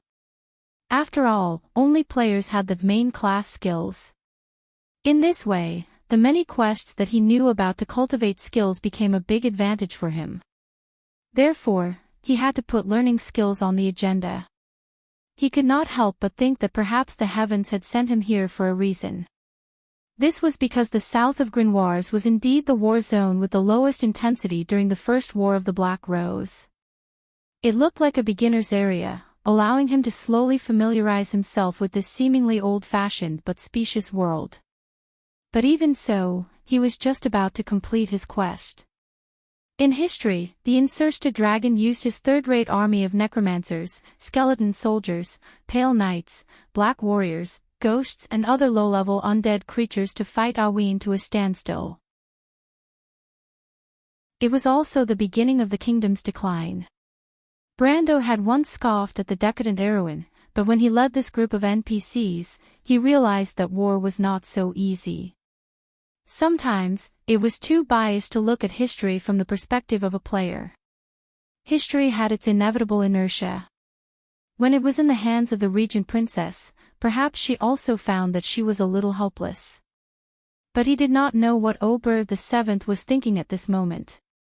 After all, the decline of Erwin did not happen overnight. Brando recovered from his thoughts and could not help but let out a long sigh. In any case, he had at least won the current round. Since yesterday, they had wiped out the outermost part of Marcus' combat power. To be honest, compared to the battle on the first night, there was nothing worth mentioning. But as long as they moved forward, they would be at the northern edge of the Valley of Sharp Stones. So, this was a victory. Then he felt someone patting him on the back. He turned around and saw Reto. Badam, Uriel, Terran, and Mano were with the bar owner. He was stunned for a moment. Why were they together? My lord, do you have any plans? The first person to speak was Batum, who had always been rude and uncouth in Brendel's eyes. He had a striking reddish-brown beard, and it was impossible for Brendel not to remember him. Plans? We have all discussed it. If you are willing to take us in, we are willing to follow you. Mano looked at him and answered straightforwardly. These mercenaries had nothing much to say. They were all people who looked for food on the edge of the blade. After the past few days, they found that they were more willing to work under this young man. Brando was stunned for a moment and realized that these people were willing to be his retainers. But he was not a noble yet. His noble status was only supported by the Shire, a mage's retainer. But he thought for a moment and realized that he did need some people to work for him. So he pondered for a moment and replied. After today, it is not suitable for you to follow me at the moment. Everyone was stunned, but only Reto understood the hidden meaning in his words. Then what plans do you have, my lord? The bar owner asked. Brando looked at him. What plans do you have? They looked at each other. What surprised Brando was the security captain, Uriel, who answered, If my lord has other intentions, we plan to form a mercenary group. We have all fought side by side, and we trust each other. Uriel, you don't want to be the security captain anymore? He asked. Uriel smiled. No, I have thought it through. My brothers are all willing to walk this path. What about the others? Brando raised his head. Other than us, many of the refugees are also interested. After all, most of them have lost their homes. But the people of Fortress Reden have more thoughts. Other than that, most of the White Mane soldiers and mercenaries are willing to follow us. The rest are just some farmers. Badam replied. Brando couldn't help but look at him. He thought that this guy wasn't simple. He was able to find out the composition of the refugees. Of course, this was also related to Freya not guarding against them. Dragon subduing Pagoda, you too. Brando looked at the former officer of the White Mane army. He was one of the backbone of the kingdom. He didn't believe that this person would have other thoughts. He didn't expect Dragon subduing Pagoda to look at him. He thought for a moment and replied, "I only want to follow you, my lord knight. If you don't agree, I can only return to the White Mane Army." "Are you disappointed?" Brando asked after a moment of surprise. Dragon Subduing Pagoda nodded. "Then let's form a mercenary group and call it the Amber Sword," Brando replied. Everyone was stunned. Only Redo asked, "Then, my lord, what do you think?" "Think of a way to keep some of the craftsmen among the refugees." "Of course, you can't force them," Brando replied. "For your side, let Badam stay with me. I do need some people to do things." He turned his horse around and said to Dragon Subduing Pagoda, "If you really want to stay, then stay with Uncle Redo. I don't know what I can do for you, but I think you will know soon enough." Dragon Subduing Pagoda was stunned for a moment and slowly nodded. "Then where are you going first, my lord?" Gasol asked. "I'm going to Anzek. There are people waiting for me there. Then I'll go to Bragg's. If everything goes well, I think I'll be able to inherit a territory soon. Then we'll talk about the next problem," Brando replied confidently. Everyone couldn't help but look at each other. There were many nobles these days, but a knight with a territory was rare. It seemed that this young man was the legendary Highland Knight. For a moment, many of them felt like following the right person. Brando raised his head and looked at the mountains in the distance. The plan in his mind gradually became clear. If you want to know what will happen next, please go to www.chidian.com. There are more chapters. Support the author, support the original reading. Translator, Endless Fantasy Translation Editor, Endless Fantasy Translation. Chapter 96. In the month of the astrologers, the beginning of each year was called the month of the winter harp. The winter harp ruled a person's charm, so January was the month of socializing. Most of the banquets and winter hunts were held in this month. June was called the month of hazy summer. Hazy referred to the moonlight of a summer night. It was the day when the magic of Wand recovered from the summer slumber. Therefore, the activities of the wizards became more frequent after this month. Both the living and the dead wizards. But in July, the month of flowing fire, the day when the sun walked on the earth. The sun god Perkin was in charge of power, so this month was the month of power. In the Far East, the orcs held their biggest celebration, the Festival of Flames. Similarly, for the kingdom under the protection of the Holy Cathedral of Fire, this was a crucial month. Erwin's annual ceremony, the Festival of Flames, should have started early this month. But in the Grimoires region, the farmers, nobles, and high-ranking officials were not in the mood to celebrate because of the continuous war since the end of May. But it seemed that the situation had taken a turn for the better. There were rumors in the countryside that the army formed by the terrible monsters in the south had stopped at Dragos and no longer moved north. Then there were rumors that the silver-winged cavalry had won 2 battles at the front lines and collected many war flags. But there were also rumors that they had defeated the silver-winged cavalry. In short, there were all kinds of rumors in the rear, making it difficult to distinguish between the truth and the lies. But thankfully, the people of the countryside were always willing to believe in the good things. Fortunately, Count Nakin of Bragg's castle was wise and mighty. Everyone praised him for this. On the 7th day, Insersta's army turned to Ranner, and the countryside of Grimoires calmed down once again. It was said that some people saw the end of the war because July was the day when the sun walked on the earth. The undead would burn as soon as they touched the ground, and the kingdom would naturally turn to counterattack. No one knew where this rumor came from, but it spread widely in the region in just a few days. Brando was sitting at a wooden table, listening to the conversation between a few farmers not far away. It had been 2 days since he and the others left Ankees and headed towards Bragg's along the main road. The front line was gradually becoming less tense, and the number of undead was decreasing. At least the farmers were right about one thing: the war was coming to an end.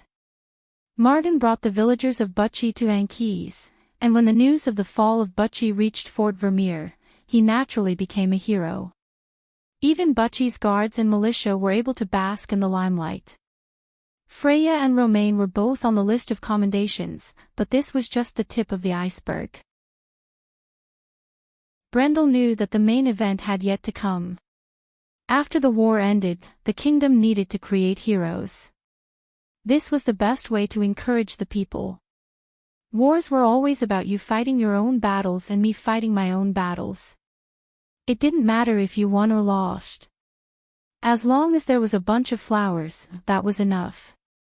However, when they arrived at Ankees, Martin and his men had already been sent to Brugloss. The nobles were in a hurry to reap practical benefits.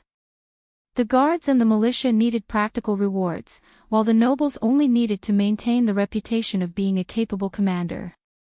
There was no conflict between the two. Although Brando already knew that this title would eventually fall on the head of the White Mane Army, Count Pulla, when he thought about it in detail, it was nothing more than the infighting between the local nobles and the local army. However, there were two pieces of news that were out of Brando's expectations. The first was that Bucci's guards were not completely wiped out. He heard that Breton and his two deputies were still alive.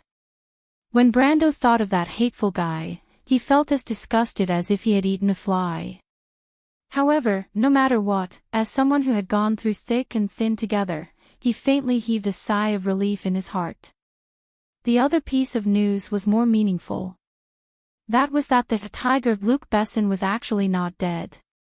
When Brando confirmed this piece of news, he felt as if he had been struck by lightning. He was neither worried nor relieved, but there was an inexplicable feeling of loss and gain. Did history change because of him? Damn it, these idiots. It was only Madara who changed the original intention of the attack. What does it have to do with those cowardly nobles? These people don't even know anything. Brando, who is Count Nakin? Freya could not help but complain softly. The young man looked up and saw the disdainful look on her face. Brando could not help but laugh. Count Nakin is the head of the Dragos family. This family is named after this place and has a long history. It is not something that ordinary nobles can compare to. The girl with a long ponytail was stunned when she heard this, and her confidence was halved. But he can't take everyone's credit. The purpose of those big shots is different from ours. We won't have anything to do with them. Brando smiled. Besides, you don't have to be angry with these farmers in the countryside. Of course, you look down on those nobles because you know what's in their bones. But these farmers don't know. In their eyes, the nobles are high and mighty, so it's natural for them to think this way. Freya was stunned for a moment, and then she remembered that she used to be the same. She thought that the people in the city were arrogant and knowledgeable, and the nobles were high and mighty. She could not help but look at the young man across the table. It seemed that after she met Brando, she had grown up little by little and understood a lot more than before. Those things that used to be unfathomable in her eyes seemed to be normal now. But what led to this change, or was Brando really that amazing? Brando saw that she was thinking and asked, "What are you thinking about?" "I'm thinking, have I changed?" "People change, Freya. But what's the difference between us?"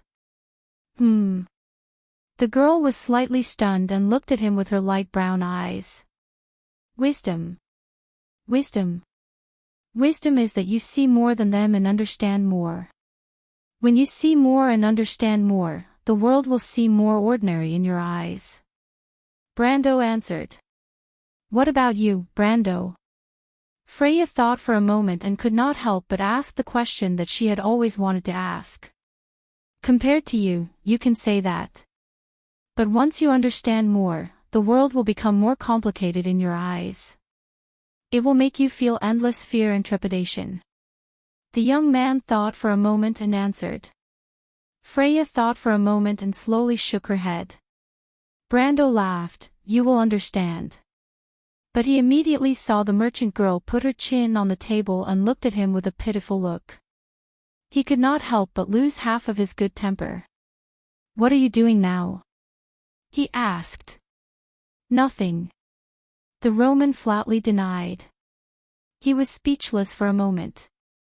It had to be said that the young lady's jumpy thinking often made the young man unable to continue with his questions. Brando thought for a moment and could only change the topic. "Speaking of which, since yesterday, what have you been writing?" The Roman's eyes lit up. She sat up and answered, "I've been calculating the price, Brando." "Price?" "Because since the end of the month of the new moon, the price of food in Anquis has increased by more than 50%. If the war can last until winter, then the merchant girl, Roman, will be able to complete her first business deal." The future merchant girl answered logically. The Roman's words surprised both of them. 2 days ago, they saw the girl having fun in Anquis and thought that she was completing her adventure. Who would have thought that she had unknowingly completed her market research? However, Brando was surprised by the merchant girl's keen senses, while Freya was simply surprised that her good friend had such a serious side to her. "Then it looks like you won't be able to complete it." Brando's interest was piqued, and he could not help but reply, "The war will last until the middle of the 7th month. Miss Merchant, your first plan is going to be ruined." "Really?" the Roman couldn't help but ask. "Most likely," Brando said in his heart. It should be 100%. However, he wanted to see the merchant girl's expression when she was hit, but he was quickly disappointed. "Hey, Brando." The Roman blinked her eyes. "I've heard that Braggs has been sending wine and food from Dragos, Anquis, and Butchie. Isn't that right?" Anquis and Dragos have always been the most important grain-producing areas in the south of Grenoires, right? Brando couldn't help but look at the little Roman, thinking that she even knew about this. If that's the case, Braggs has a population of 35,000. Since they've entered a state of war, they should have stopped making wine at the end of May, right? If the nobles received the news in advance, I'm afraid it would have started at the beginning of May. Brando couldn't help but think. The signs of war were actually present in many aspects, but most people didn't notice it. The merchant girl counted with her fingers. If that's the case, if the war ends in the middle of July, Anquis wouldn't be able to hold enough wine for 2 days. I'm afraid that Anquis won't be able to support 2 celebrations. If Brugloss wants to concoct wine and food from the north, they will have to pass through the gray-faced Griffin mountain range. If that's the case, I'm afraid the price of wine in this area will be inflated. Brando was stunned and couldn't help but ask, "Who told you this?" "My aunt always said that if you ignore the experience of the elderly, you will be punished by the heavens." The Roman looked at the two of them with sparkling eyes and answered seriously, "There's old John from the Manilon family, old Master Anton, and the lame Cavan. Roman people are very likable. Some of these old people have been making wine for Braggs for most of their lives." "That's right. Brando, do you want the great Roman merchant to introduce you to one of them? They're quite powerful." Brando couldn't help but look at the cocky merchant girl. He believed that with her personality, she would be liked by many people. But what was a great Roman merchant? "So you want to take advantage of the war to make a fortune? That's your plan?" he asked. The merchant girl nodded like she was pounding garlic. "Lack of money." The merchant girl continued to nod like she was pounding garlic. "Wait," Freya stood up and frowned. "Brando, don't tell me you want to go crazy with the Roman. We don't have much money left." "Freya, maybe the little Roman will give us a surprise." However, Freya did not believe that a pie would fall from the sky. There are always some bad comments in the book review section. It's sad. If you want to know what will happen next, please go to www.chidian.com. There are more chapters. Support the author. Support the original reading.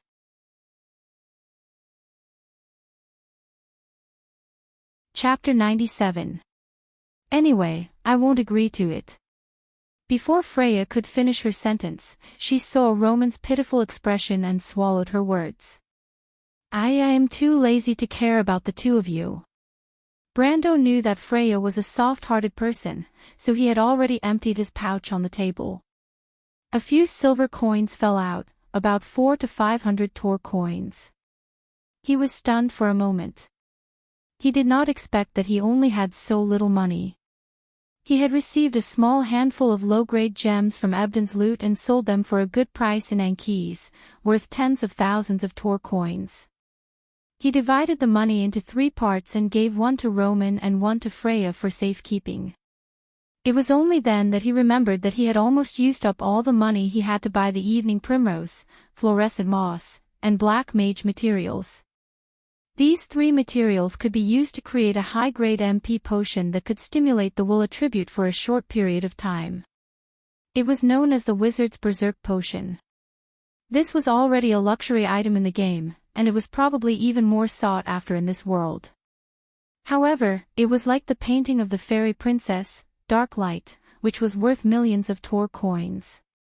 It was an investment that would not yield any results in a short period of time. Especially that painting, he found that he could not get rid of it in a short period of time. He was now regretting letting the Shire handle this matter. If he had known, he would have just taken 1 or 2 gold and silver items. Treasures with obvious characteristics like this were not easy to sell on the black market, unless he could find a more private channel. However, Brando wanted to curse. He did not have such considerations when he was a player, and players did not have to consider the feelings of NPCs. He placed the money on the table one by one and sighed. Looks like this is all I have. But Freya should have some. Why are you dragging me into this again? Freya almost couldn't catch her breath. She glared fiercely at Brando, but she still took out the money bag. Damn it, all our travel expenses are in there. You can do whatever you want. There were about 4,000 Tor coins in the bag that Freya threw on the table. Brando was stunned and looked at her in surprise. It had been almost a month since they left the Dragos region. During this period of time, he, Roman, Badam, Tamar, and his son had all been taken care of by Freya. With 6 people, 4 horses, and the money to hire a carriage, Brando naturally thought that there wouldn't be much left of the travel expenses that he had given Freya. However, he didn't expect that there would be so much left. I didn't expect Freya to be so good at running a household, he couldn't help but think. What are you looking at? Noticing Brando's gaze, Freya was stunned. She couldn't help but lower her head to check herself. Did she wear the wrong clothes? Nothing, I just feel that Freya is very virtuous. I wonder who will be lucky enough to marry such a girl in the future. Brando looked at her and replied. Freya is Roman's. Roman laughed happily at the side. The girl with a long ponytail blushed as red as the sunset. Her heart couldn't stop thumping. What good fortune. What nonsense are you spouting? What nonsense are you spouting? She immediately glared fiercely at Roman, and Roman, shut up. Unfortunately, Romain had long since ignored the attack. She smiled and took out a bag of money that was as dry as Brando's. She shook the empty bag and replied, Roman doesn't have much money. Damn it, where's your money?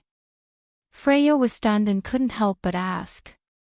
Previously, Brando had divided the money equally into 3 portions, but logically speaking, Romain should be the one who didn't need money the most, right? You need money to get information, Freya. Also, I bought a storage unit and stored some wine. Roman replied logically. You bought a storage unit? Freya was stunned. When Freya wasn't paying attention. You have to tell me this kind of thing. Roman thought for a moment and shook his index finger mysteriously, a merchant's little secret. Secret my ass. Freya was speechless for a moment, but she also knew that Roman was like this. She couldn't continue the conversation for a while. Little Roman, you stored wine and not food? Brando asked. Yes, Brando. It's mainly gin and pine liqueur. Romain nodded. Brando carefully looked at the clean face in front of him. The Roman also looked at him with bright eyes. The girl's eyes always seemed to be filled with curiosity. You knew that the war would end in July. The young man couldn't help but ask. It was slightly later. The Roman also didn't expect the situation to take a turn for the worse. But Madara's army stopped in Dragos. I think they're looking for other prey. Didn't Brando always say that the best time to fight is on the first line? The undead commander should know this too. But no matter what, the nobles will need a celebration after the war. Isn't everyone talking about it? Romain replied while counting on her fingers. How do you know all this, Roman? Freya looked at her in disbelief. A merchant's little secret. Romain's tail was wagging to the sky again. You're a fast learner. Brando couldn't help but reach out and flick the little Roman's forehead. The little girl covered her forehead and frowned as she complained, Don't flick it, Brando. But Brando thought that it might have nothing to do with learning. It was just an instinctive reaction. In any case, it was rare to see a little Roman with this kind of talent. He then looked at the 3 bags of money on the table. There were less than 5,000 Tor coins in total. He realized that he would need a lot of money to maintain his current identity in Brugloss, as well as to realize his plans step by step. Not to mention the construction of his territory in the future. That would be even more expensive. As the saying goes, an emperor does not lack hungry soldiers. The Redo still had a bunch of people counting on him. Brando rubbed his forehead.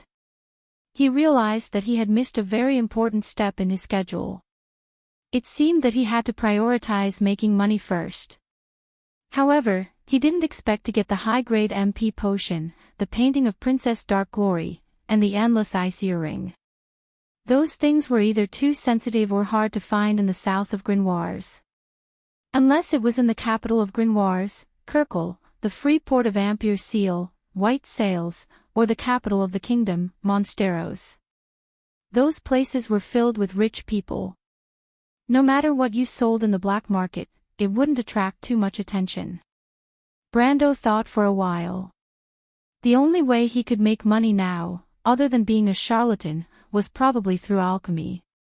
Of course, the benefits of the former were uncertain, but the risk of being burned at the stake was certain.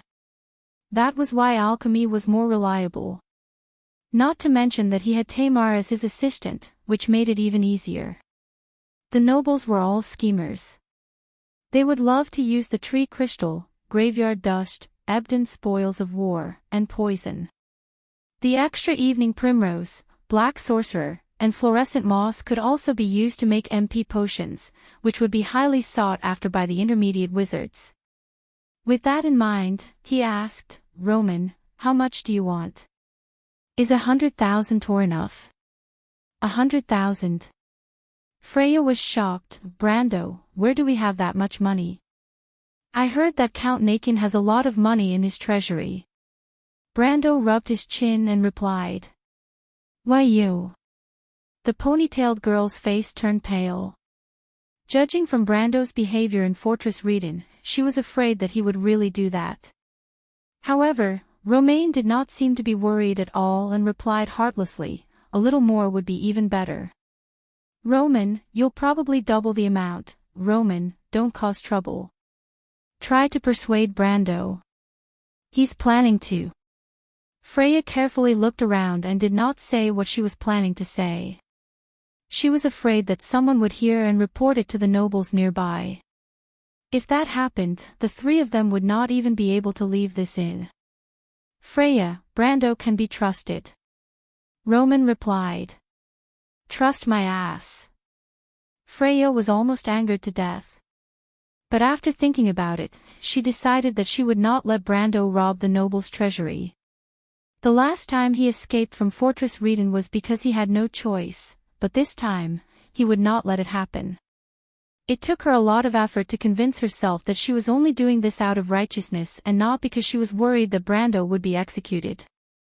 After thinking it through, she calmed down and sat down, glaring at Brando. Speaking of which, why did Brando bring everyone to this village so early in the morning? She suddenly realized another problem after calming down. The human village on the main road looked like a settlement with only 23 households and an inn. According to Brando, it was a nameless village that could not be seen on the map. But they had been here for half the morning. She could not help but look at Brando. What Freya did not expect was that Brendel was starting to get impatient from waiting for her. It had been almost half an hour since he sent Badam out, but he still had not returned. Could it be that he was wrong? But when he looked out of the inn's wooden window, it looked like this was the right place. Brando did not think that his memory had deteriorated to the point where he could not remember this place. He saw the old beech tree beside the carriage and the style of the buildings behind it. He was sure that he did not come to the wrong place. Could it be that it was too early and that person had not moved here yet? But didn't the forum say that he was already here when the game started? He could not help but frown. Then he finally saw a flash of red appear at the corner of the street. It was Badam's red beard. Brando raised his eyebrows. Today's fourth update has reached 15,000 words. The next chapter is going to be a 5,000-word chapter. Celebrating the first flight of the fourth generation has reached 20,000 words. As expected, I have not let down the country and the people. For the sake of Dangua, let's give him some support, brothers. Chapter 98. In the Amber Sword, there was a legend in the south of Grimoires that there was a level 120 scholar living in seclusion on the Needle Forest Avenue between Anquise and Brags. This legend had been circulating since the 380th year of the First Era, and it had always been a hot topic. But it wasn't until 4 years later that a player saw this legend for the first time. Brando knew that person. His name was Tolman. Tolman. Mithril. Oh certain, the master of the Mithril Castle, a great scholar, and an intermediate wizard. He was the silver leader of the 12 Circle Spell Society. Later, when the organization was disbanded during the Year of 7 Colors, he left Kanek, a floating city in Buga, and returned to Grimoires to live in seclusion. In the game, when he was patient enough, he would help some players with the secondary profession of scholar. Of course, most of the time, he was disturbed by ordinary people and was not in a good mood. Therefore, after the initial popularity, most players returned to the noble library in Bragg's Castle. After all, the secondary profession of scholar only required a little money to register. There was no need to look at the NPC's face, so there was no difference. However, players were strange creatures. They always tried to find some unknown secrets. Therefore, there had always been people trying to get some benefits from this old man, although Brando didn't know if these people had succeeded.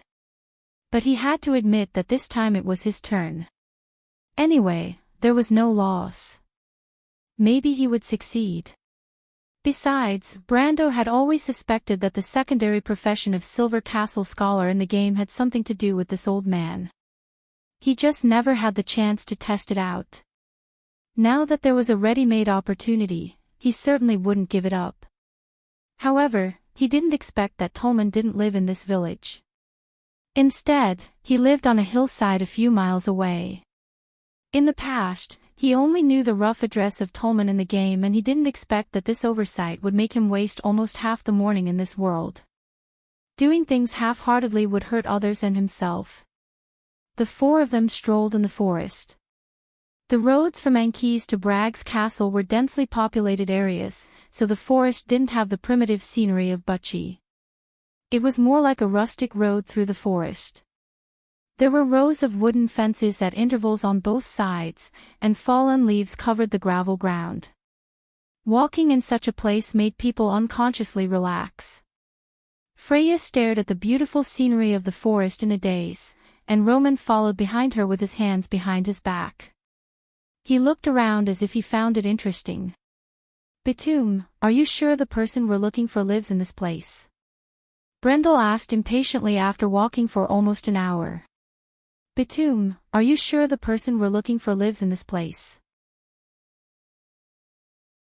Batum wiped his red beard and took off his hat. "I'm absolutely certain, my lord. If you were looking for an old man with a long white beard and a habit of wearing a long gray robe that trailed to the ground, he was the only one in the neighborhood." "Don't worry, I'll ask Batum about it." Brando nodded. Batum was still trustworthy. Everything he did for the past month was appropriate. Of course, some of it was done in the way of mercenaries. In fact, Batum himself was used to Brando's orders. He was not as arrogant as many nobles. It was like he knew that Brando was a mercenary leader, so he ordered him around as if he was a mercenary leader. Batum was convinced and couldn't help but think that this was the standard of a leader. But the only doubt was the relationship between Brando and his wizard squire.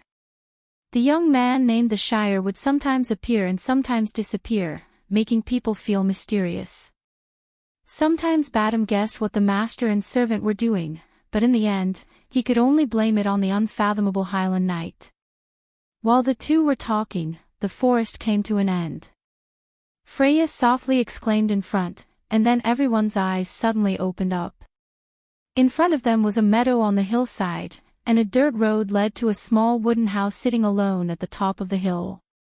It was a very strange house.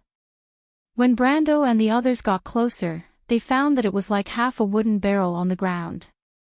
The door was in the middle of the barrel, and there were arched windows on both sides. There were potted flowers on the windowsill, purple or silver. Even Brando couldn't name them. But they looked like hyacinths. At first, the young man thought so, but when he saw the evening primrose in the flower bed, he realized that these might be rare magic materials. Then they walked into the fence outside the wooden house. There was a bell hanging on the arched door, but Brando knew the rules. As long as Tolman wasn't taking a nap at this time, he would have discovered them through a warning spell. Therefore, if the guest rang the bell at this time, it would only make Tolman unhappy.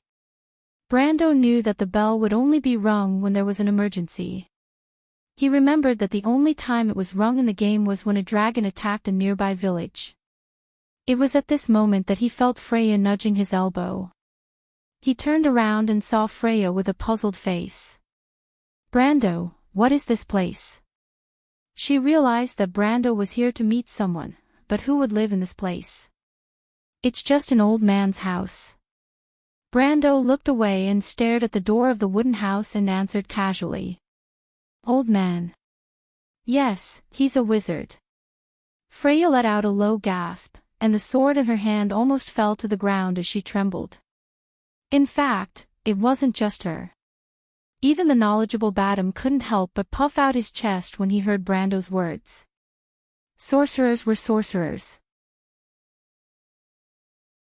Although Charles was also an apprentice sorcerer, compared to a real sorcerer, he was much worse. In fact, in Erewhon and even the entire countryside of Wonde, wizards had always been the most mysterious characters in pillow stories. Many people grew up listening to legends about wizards, and most of the descriptions about them were related to ghosts and gods. But in fact, Brando knew that wizards were very common in bustling areas, such as large cities or densely populated towns. In particular, the royal academies of many kingdoms also nurtured court magi. Thus, these people were not mysterious existences at all. Of course, if it was the dark wizards, witches, and necromancers, then they would be the same as the characters in the legends. Brando turned around and looked at the young Roman. He found that the merchant girl was also a little nervous. He couldn't help but ask, "What are you nervous about?" "My aunt said that we have to be polite when dealing with wizards. Otherwise, we will attract unnecessary trouble." The Roman answered matter-of-factly.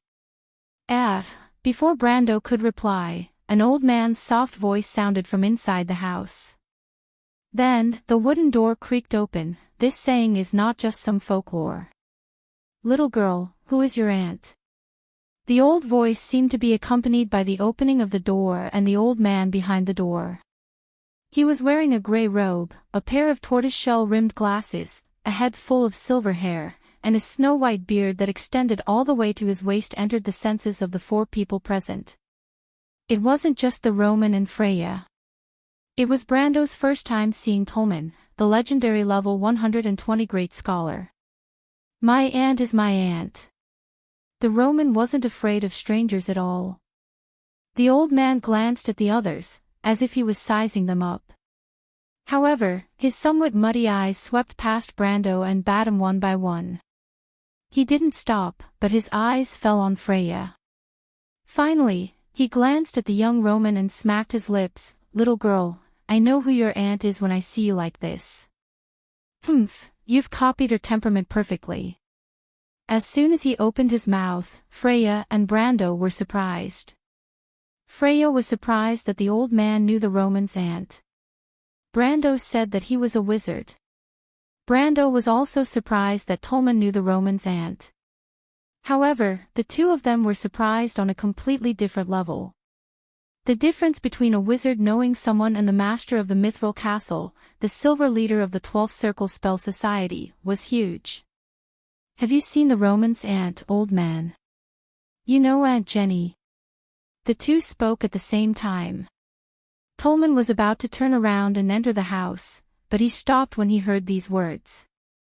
At first, he looked at Freya and didn't answer. However, when his eyes fell on Brando, he replied, Young man, don't you know what manners are? Brando coughed. He was used to dealing with NPCs, and he was too shocked just now, so he made a slip of the tongue. At this time, he could only smile and play dumb. It's shameful to waste one's life. Old man, I was just trying to save time. Tolman's squinted eyes widened slightly. So you recognize me? Of course, Brando replied straightforwardly, the master of the Mithril Castle, the silver leader of the 12th Circle Spell Society. How can I not know Lord Tolman? Freya was still okay when he said that. The hat in Badam's hand unconsciously fell to the ground. He didn't know who the silver leader of the 12th Circle Spell Society was, but the master of the Mithril Castle was a famous wizard. There was a famous legend in the mercenary world. In the past, there was a group of scum in the mercenary world that was half mercenary and half thief. They set their sights on the legendary Mithril Hall. In the end, 400 to 500 people and 2 ogres went there, but in the end, they were all turned into stone. These stone statues still stood on the desolate beach of the Desolation Sea, for tourists to visit.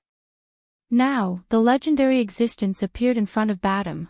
How could he not be shocked? But what shocked him even more was that Brando was still smiling and trying to establish a relationship with the other party. Could it be that his lord had lost his mind? But what made the red-bearded mercenary leader even more unbelievable was that, when Tolman heard Brando's words, he was stunned for a moment. Then, he stopped and looked at the young man again. He looked at Brando from top to bottom, as if to confirm whether there was such a person in his memory. Then, he opened his mouth and said, Young man, it seems that you came prepared. But who are you? I don't remember anyone like you. Whose son are you? Brando glanced at the Roman. He didn't expect Tolman to know the Roman's aunt. Then, the connection between them was a bit suspicious. It seemed that the identity of the little Roman's aunt was not that simple. At the very least, she had to be a famous witch. But there were only a few famous witches in history. Could it be that the legendary Pale Witch who abandoned her position as the Witch Queen and left the Winter Kingdom of Ibelia to come to the mortal world? For the time being, he buried this suspicion in the bottom of his heart.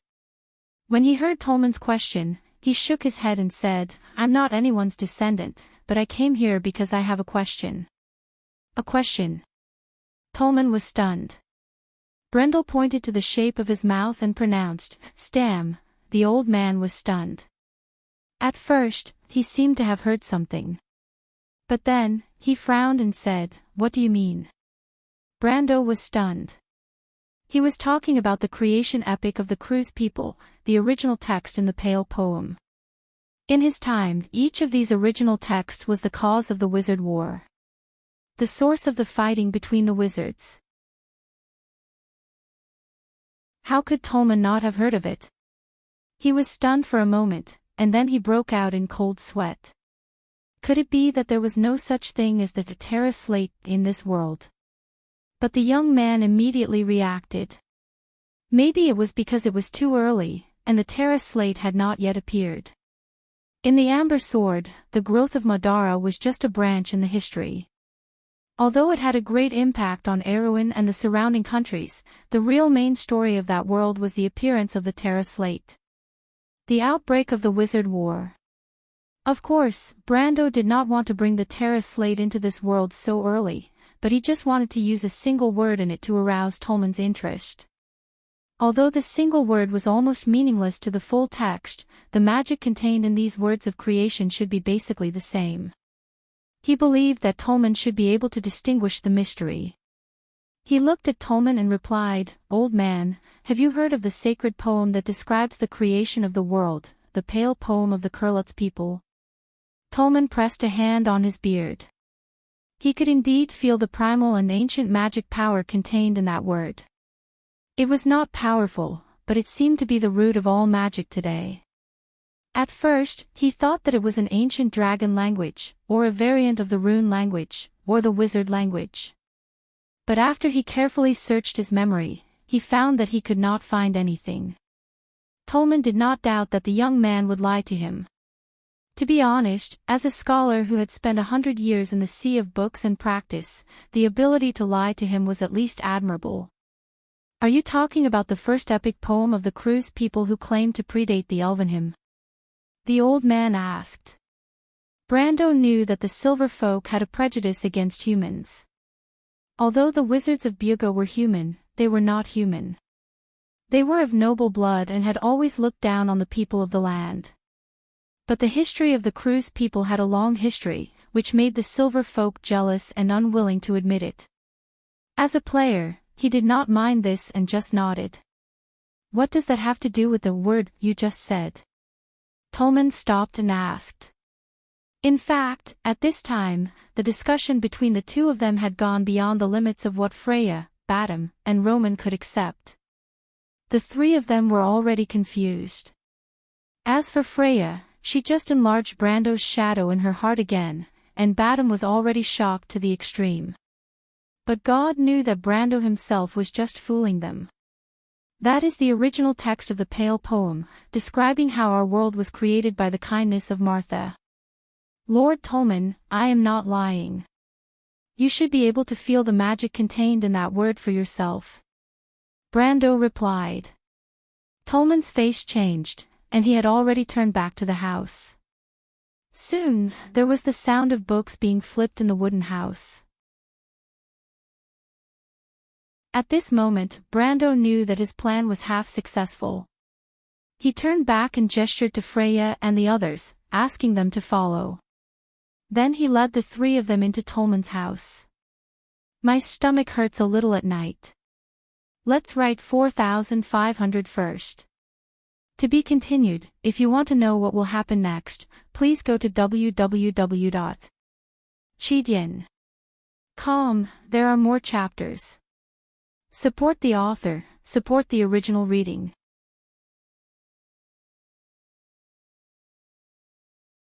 Chapter 99.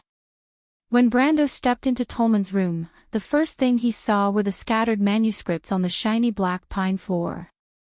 He turned his head to the left, and saw a large thick book on a wooden table.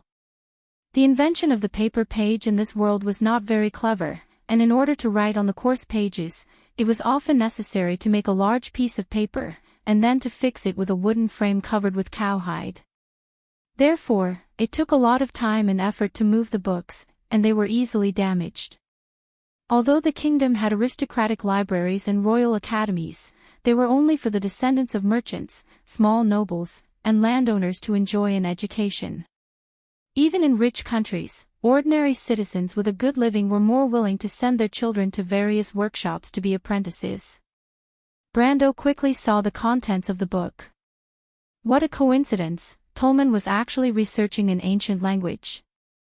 He couldn't help but look at the manuscripts on the floor. Tolman was probably researching the changes in the Highland languages, cruise languages. From the records in the manuscripts, he seemed to have some results. In this era, ordinary people would not be able to understand these manuscripts. Knowledgeable people like Badam would see these manuscripts as waste paper, and Freya would at most think that they were scribbles. The sound of flipping through the pages finally stopped. "Young man, where did you find this language?" After Tolman searched through a series of related documents, he finally found a language that was very similar to the word Brendel spoke in terms of pronunciation and structure. The ancient Karanji language. The Karanji people were the weakest of the 5 ancient cruise tribes, but this was enough to prove that Brando's words were true. Did the ancestors of the cruise people really record history? Although Tolman had always suspected that the modern cruise people were not the descendants of the ancient cruise people, he could not explain why the Flame King Gretel had the distinct characteristics of the ancient cruise people. Brando smiled but did not answer. Tolman put on his spectacles and walked out of the room with a thick book in his arms. He sat on a rattan chair opposite Brando and looked up at the 4 of them. Then, he opened a bookcase and took out a pipe from the second drawer.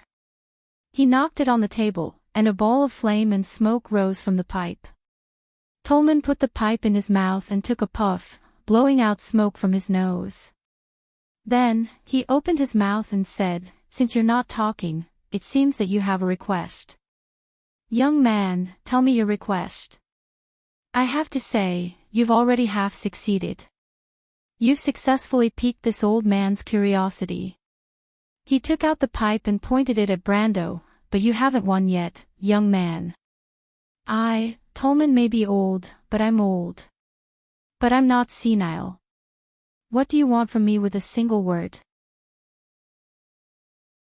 You'd better give me something useful. Badam and Freya were stunned by the old man's words. They realized that Brando was making a deal with the old man. However, the deal between wizards made them a little confused.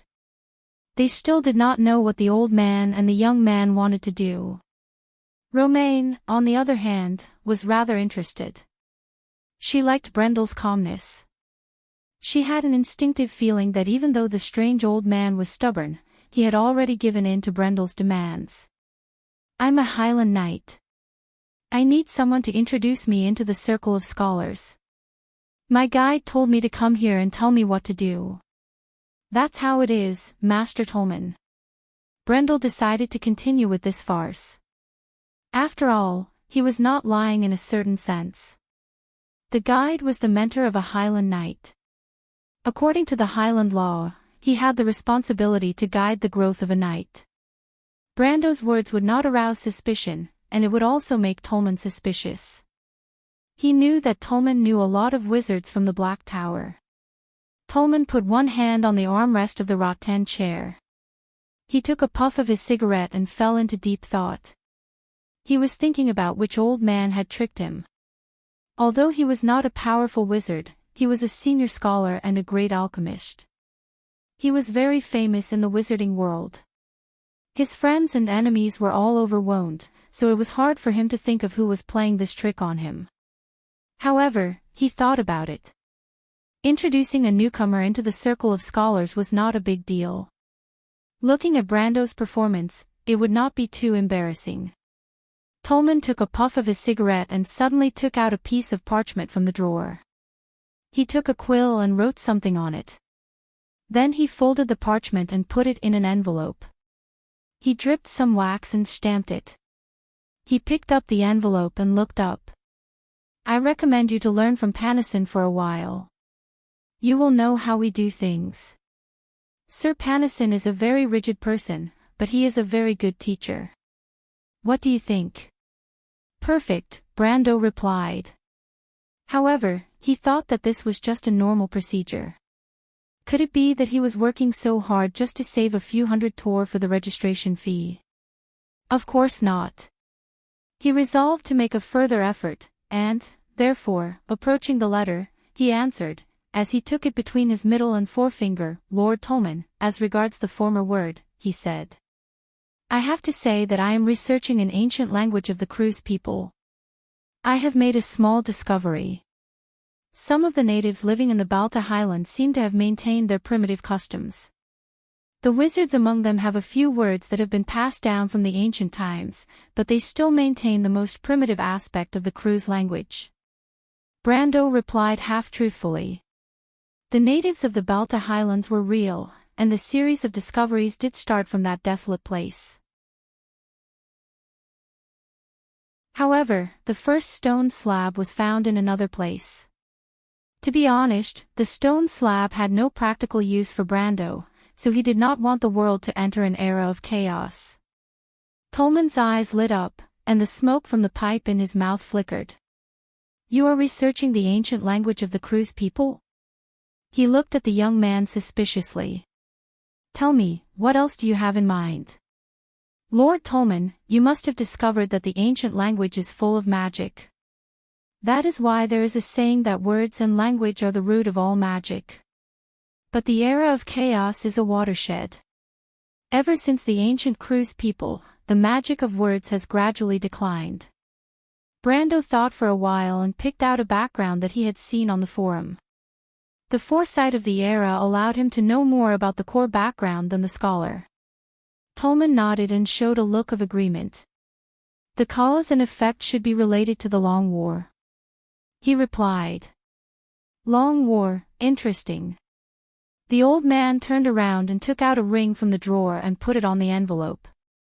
Perhaps you can go to Sir Panison's private library to take a look. If you have any new ideas, you can bring this ring back to me. There is a way. Brando's heart brightened. He did not know if anyone had done this before, but he knew that every step after this would not be simple. But at least it was a good start. He was secretly happy. However, Tolman did not completely trust him. His method of stalling was unique. Brando knew that the old man would probably leave for the Balta Highlands immediately, but it was hard to say if he would gain anything. Thinking of this, he took the envelope and the ring. A line of ghostly green words appeared on his retina. They seemed to appear one by one in his vision, forming a question: do you accept the profession, subclass scholar? Brando, of course, chose to accept. As a result, a new sub-column appeared on his status panel: secondary profession. The scholar profession was quietly lying in that column, and its EXP was at level 0/6. Currently, there was only a small row of words below this profession: historical knowledge level 1. In the Amber Sword, subclasses were a supplement to the official profession. They were different from the main profession. Subclasses generally strengthened a character from the side, so they did not provide powerful skills or attribute bonuses, but they could give the character some special abilities. It could be said that subclasses were more similar to identities, but they could be upgraded. For example, whenever the character practiced a knowledge to level 5 or higher, he would be able to unlock a corresponding, familiar profession. When he took this profession, the EXP penalty would not be included in the total number of subclasses. This would continue until he had 3 familiar professions. At the same time, the scholar provided 3 times more EXP per level than the militia, so it was called a necessary subclass by the players in the game. The Silverfort scholar was even stronger. The Silverfort scholar had 4 familiar professions and regarded alchemy as his main profession. It was equivalent to the combination of the scholar subclass and the alchemist subclass. Of course, the EXP penalty was also shared between subclasses, but it did not affect the main profession. As soon as Brando took the profession, he immediately put in 220 EXP to raise the scholar to level 6, gaining 250 EXP. The scholar subclass had a 1:1 ratio of EXP to EXP for the first 6 levels, which was the most terrifying of all professions. However, there was a problem with subclasses, which was that the profession level could not exceed the skill level by more than 5 levels. Brando needed knowledge of nobility or heraldry, not history, so he had to put the scholar level aside for now. After finishing his own business, it was as if he was distracted for a moment. He looked up and asked, "Lord Tolman, I have a friend, as you have seen. You know her aunt, but she was separated from her aunt. We are looking for her. Have you seen the Roman aunt?" Tolman tapped his pipe on the table, raised his glasses, and replied, "Young man, I only know her aunt. We haven't seen each other for more than 10 years. When I saw her, she was the same age as this little girl. In fact, I didn't know she lived around here." He saw that Brando was about to say something, so he quickly waved his hand. "You don't need to ask anymore. Every wizard has their own secrets. Since she didn't tell you, I won't say anything else." The old man blew out smoke from his nose. "All right, our conversation is almost over. Young man, you have achieved your goal. When you think you have a certain understanding of your current path, it won't be too late to find me." Brando was stunned and turned to look at the Roman. Romain smiled sweetly at him. "It's okay, Brando. My aunt is the best." "You bastard." Brando glared at her, but his heart softened. P.S. Circuit modification, disconnection in progress. Don't know how many days it will take. Sad. Don't feel good writing in an internet cafe. To be continued. If you want to know the future, please go to www.cheedian.com. Support the author, support the original reading.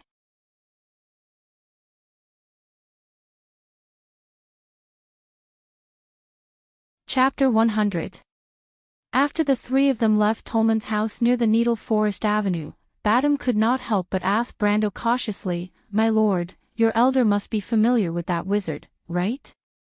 The young man glanced at the red-bearded mercenary leader, smiled and did not answer. Badam was stunned for a while and could not figure out what was going on. Even though the young knight had led them to clear a path out of the undead army and left a deep impression on him, he could not help but suspect that Brendel's actions and words were not like the actions of a great noble. The young man had said that he would inherit a territory, but Badam could not help but doubt it. Of course, he did not feel alienated because of this distrust. He still wholeheartedly worked for Brando. After all, he still felt that following this outstanding young man might be more promising. It was just that he could not help but secretly feel that nobles still cared about their reputation.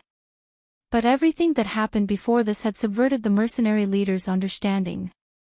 Unlike Freya, who at most magnified Brando's mysterious halo in her heart, Badam firmly believed in Brando's words. This young knight not only had a strong background, but it might not even be an ordinary one. Most people would not want to get involved with the powerful Highland Adept lords. Those nobles who had formed their own faction would not even lower their heads in front of the king. Thinking of this, Badam could not help but look at Brando in front of him and scratched his head. The third morning. The group finally arrived at the legendary Brags. Brags could be said to be the center of the southern part of Grenoires. This city was built on the side of the mountain east of the Pine River, on the gentle slope of the gray-faced Vulture Hills, distributed along the gentle slope downwards. It had a concentric circle of grayish-white walls that grew taller and taller. Looking at it from the Needle Forest Avenue, it looked like it was molded out of plaster. That was why the locals called Brugloss the White City. On a clear day, travelers from Anzac and Dragos could see the gleaming brown roofs of the city from a dozen miles away, and the streets that ran up the hillsides one level after another. In the medieval era, this was undoubtedly a very magnificent scene, symbolizing the prosperity of civilization. Of course, Brags was not a real big city, but at least in the large area east of the Pine River, it was densely packed with 35,000 people. Even in the southern part of Grenoires, this was probably the most densely populated area. Brags also had the facilities that most cities had. For example, The Black Pine Avenue was lined with shops and workshops, and rows of wooden houses of different heights formed the unique scenery of this area. Travelers and merchants from the surrounding areas gathered here, and the streets were always filled with carriages, mules, and horses. It was the first time that Freya and Roman came to such a big city. Although the two rural girls had always thought that Fortress Reden and Anzac were the limit of their imagination, Braggs's towering walls, clean streets, and bustling businesses still left them deeply in awe. Before the Year of the Dagger, Braggs existed as a military fortress that monitored Madara from the south. Therefore, it had a natural sense of majesty. Even a modern person like Brando could not help but be amazed when he saw it, let alone Roman and Freya who had not seen the world. The novelty would definitely arouse their interest. Everyone was in high spirits, but Romain and Freya soon stopped in front of a silversmith's shop. Girls always liked this kind of shiny and exquisite trinkets. Besides, Braggs's silver was famous throughout the kingdom, and its silversmiths also had first-class craftsmanship. Freya looked enviously at a crescent-shaped brooch, and Roman fell in love with a small silver box. But what made Brando laugh was that the two of them covered their bags tightly. It was a common habit of rural girls. The young man quietly pulled Badam to the side and asked the silversmith for the price. The last few hundred tor they had were spent like water. But Roman was pleasantly surprised by the two small gifts and accepted them without any qualms. She even glanced at him happily. The future goddess of war, Freya, blushed and lowered her head. She thought for a while and reluctantly accepted the gifts. Then, she whispered a thank you to the young man. Brando was not surprised by Freya's bashfulness. But when he turned around, he saw Badam secretly giving him a thumbs up. Brando was stunned for a moment and could not help but laugh. Redbeard had a lot of ideas. He just did not want the two girls to be disappointed. After a short interlude, the group crossed the entire street and found their destination at the end of Black Pine Avenue. The headquarters of the Silver-Winged Cavalry. In fact, before the few of them could enter, they saw the sneaky little phoenix outside. It seemed that the little guy had been doing well recently. He had even put on some weight. Petit Finus could not believe his eyes when he saw the three of them. He could not help but rub his eyes. Big sister. Brando. Roman. The young man exclaimed in surprise and jumped down from a rock at the entrance of the cavalry headquarters. He looked at them as if he was hallucinating. God, am I dreaming?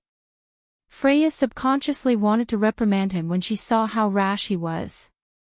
But when she was about to say it, she changed it to, Petit Finus, where is everyone? Everyone is here. We are fine, big sister. He then looked at Brando and said with a look of admiration, Big brother Brando, everyone already knows what happened in Fortress Reden. After the refugees you rescued went to Dragos, some of them came to Braggs and your deeds spread. Big brother Brando, did you really fight side by side with the super-powerful mercenary Red Copper Dragon Reto? Red Copper Dragon Reto. Brando was stunned. Although he had expected this, he did not expect these people to give Reto such a title. Little brat, what do you know about being powerful? Badam heard Petit Finus' words. Although he knew that this version of the rumor was spread by Brando, he did not know why this young man did not want to be in the limelight, but he could not help but interrupt. Of course I know. A person who led a few hundred people to kill tens of thousands of undead. Isn't that powerful? Petit Finus answered logically, Red Copper Dragon, Reto, I heard that he was a veteran of the November War. Just like Captain Martin, of course he is powerful. Oh right, who are you, uncle? Badam almost choked to death, but when he was about to answer, Petit Finus' eyes suddenly lit up and shouted, Don't tell me you are Redbeard Badam. Hey, little brat, you know me. Badam was stunned. Of course I know you. Now, there are not many people in Braggs who do not know you. Everyone in the streets and alleys is talking about the red-beard Badam who makes the undead tremble. If you don't believe me, you can ask the cavalry inside. Even they know. Petit Finus said with bright eyes. Making the undead tremble, this title is not bad. Everyone liked to hear compliments, and Badam was no exception. However, just as he smiled proudly, he suddenly remembered that the young man who had created all these miracles was still on the side.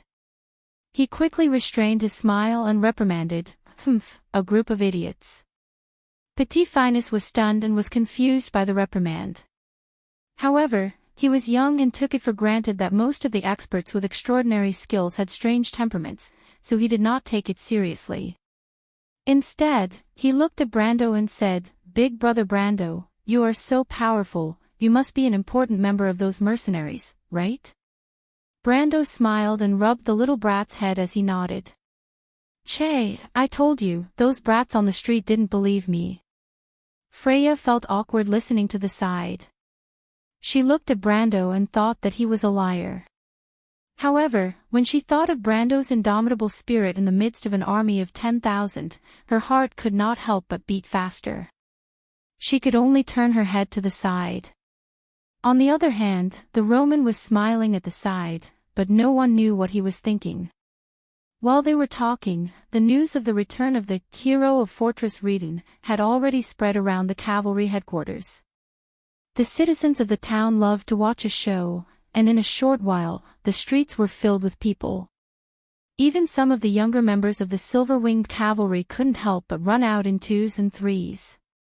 They wanted to see what kind of person the undead was. After all, these people were part of the White Mane Army. Some of them had even fought with Madara's troops before, so they knew how difficult it was to deal with the undead. In fact, the silver-winged cavalry did not want to believe these ridiculous rumors. However, as the rumors spread day by day, and many of their comrades from Fortress Reden were among the refugees, the commander of the silver-winged cavalry, Sir Sconard, realized that they might be facing the truth. After all, there were still a few thousand refugees gathered around Bragg's. Although no one had seen the legendary copper dragon Reto, no one had seen what it looked like. This was a huge contribution. Thus, the higher-ups and the lower-ranking officers had different opinions. The higher-ups wanted to get in touch with the undead to find out what was going on, while the lower-ranking officers wanted to compare themselves with the undead. "Finus, are they the mercenaries from Fortress Reden?" Brando quickly saw a few youths coming out from the crowd and asked Petit Finus. "Of course, this is my big sister. This is my big brother Brando, and this is..." Petit Finus pointed at Badam and kept them in suspense. "He can't be Red-Beard Badam, right?" The youths' faces changed. After all, Badam's red beard was too recognizable. "Hee, you guys are smart." Petit Finus was so excited that his tail was about to reach the sky. He knew that Brando was powerful, but he didn't expect him to be related to those legendary people. Although he had been bragging a few days ago, no one believed him. Today, when he saw these people's shocked expressions, it was worth it. But while he was bragging, he felt a few of the silver-winged cavalry's gazes drifting over to him with ill intentions. He didn't find it strange. The reason why he gave the order was because he didn't want to be in the limelight. After all, he was still weak and couldn't stand in the limelight. That was why he wanted to find someone to be his shield. Originally, Badam was the best choice, but he needed someone who was familiar with the place, so he settled for Reto. But he did not expect that even so, the military was still dissatisfied. He sighed, and at the same time, he could only be on his guard. Not only in real life, but he had also seen a lot of trouble caused by jealousy over a title in the game. P.S. The conditions are tough, use your votes to help. To be continued. If you want to know more, please go to www.chidien.com, support the author, support the original reading.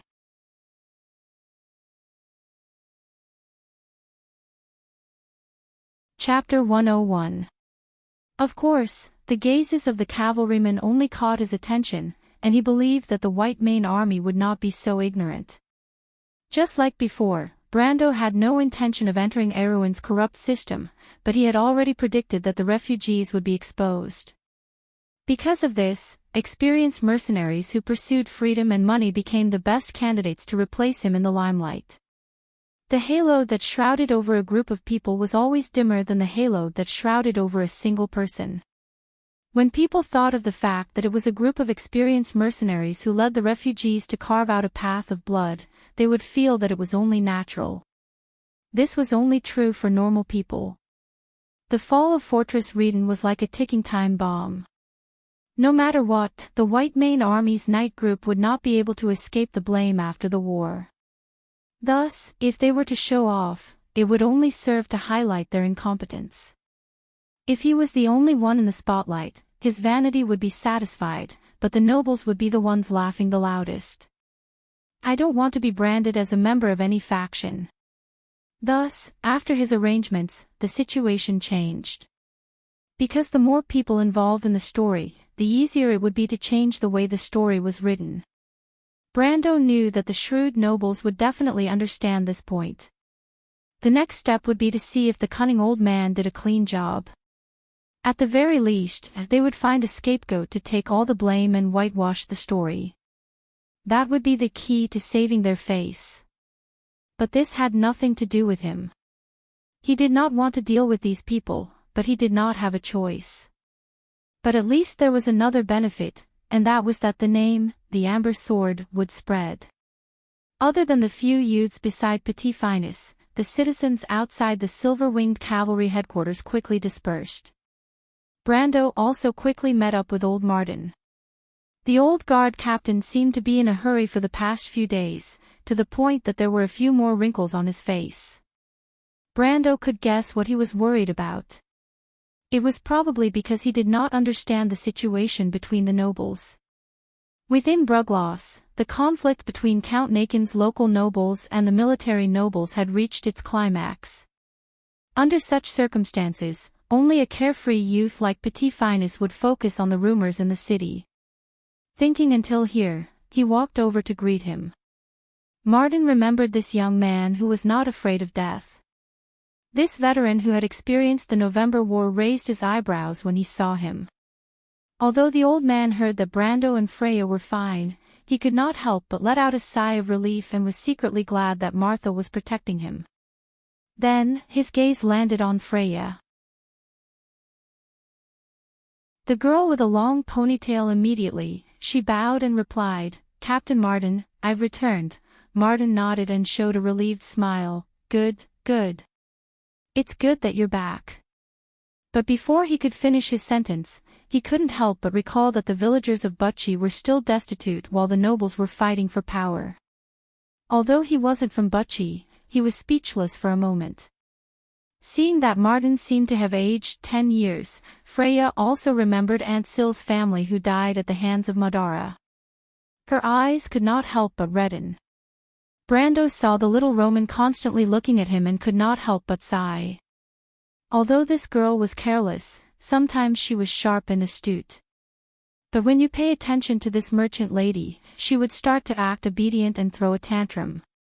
When he thought of this, he patted Freya's back and comforted the girl with a long ponytail. Then, he said to Martin, "Captain Martin, I have to say something presumptuous. But you don't have to think too much about the matters between nobles. After all, we are just small characters who need to obediently wait for their final decision." Martin was stunned. He did not expect Brando to see through his troubles. Although he was a veteran of the November War, he was not good at scheming and scheming. These few days, he had exhausted his mind and soul and was almost unable to bear it. Sometimes, he really envied Petit Finus, the brat who did not have to worry about anything. But for Martin, as someone who came later in history, Brando's view was simpler than his. Because in this situation, Martin and his group's decision would not have any effect. Thus, they might as well not make a decision and wait for others to arrange everything for them. Although this sounded a little helpless, it was the truth. That was what he wanted to tell Martin. But after Brando explained it to the veteran, the old guard captain could not help but be shocked. He looked at Brando suspiciously and asked, "Young man, who are you? Ordinary people can't see these things so clearly. Let alone ordinary people, even I can't see them clearly." His words confirmed Freya's guess. Since Captain Martin said so, then Brando's identity was certain. Freya thought to herself. She then went up and told the veteran of the November War about Brando's identity. Of course, it was about the Highland Knight. Martin was enlightened. "So you are a noble and a Highland Knight." After hearing this, the old guard captain could not help but look at Brando with surprise. He said, "Speaking of which, when I was young, I had the opportunity to fight side by side with a Highland Knight. Although most people say that the Highland Knight is unruly, I have to say that they are all heroes." He looked at Brando again. It seems that their descendants are also impatient. "Brando, at least you have proved this point."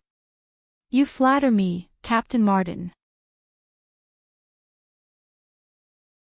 "No, when you said that you wanted to deliver the letter from Mount Seville, I simply thought that you were a young man who was not afraid of death.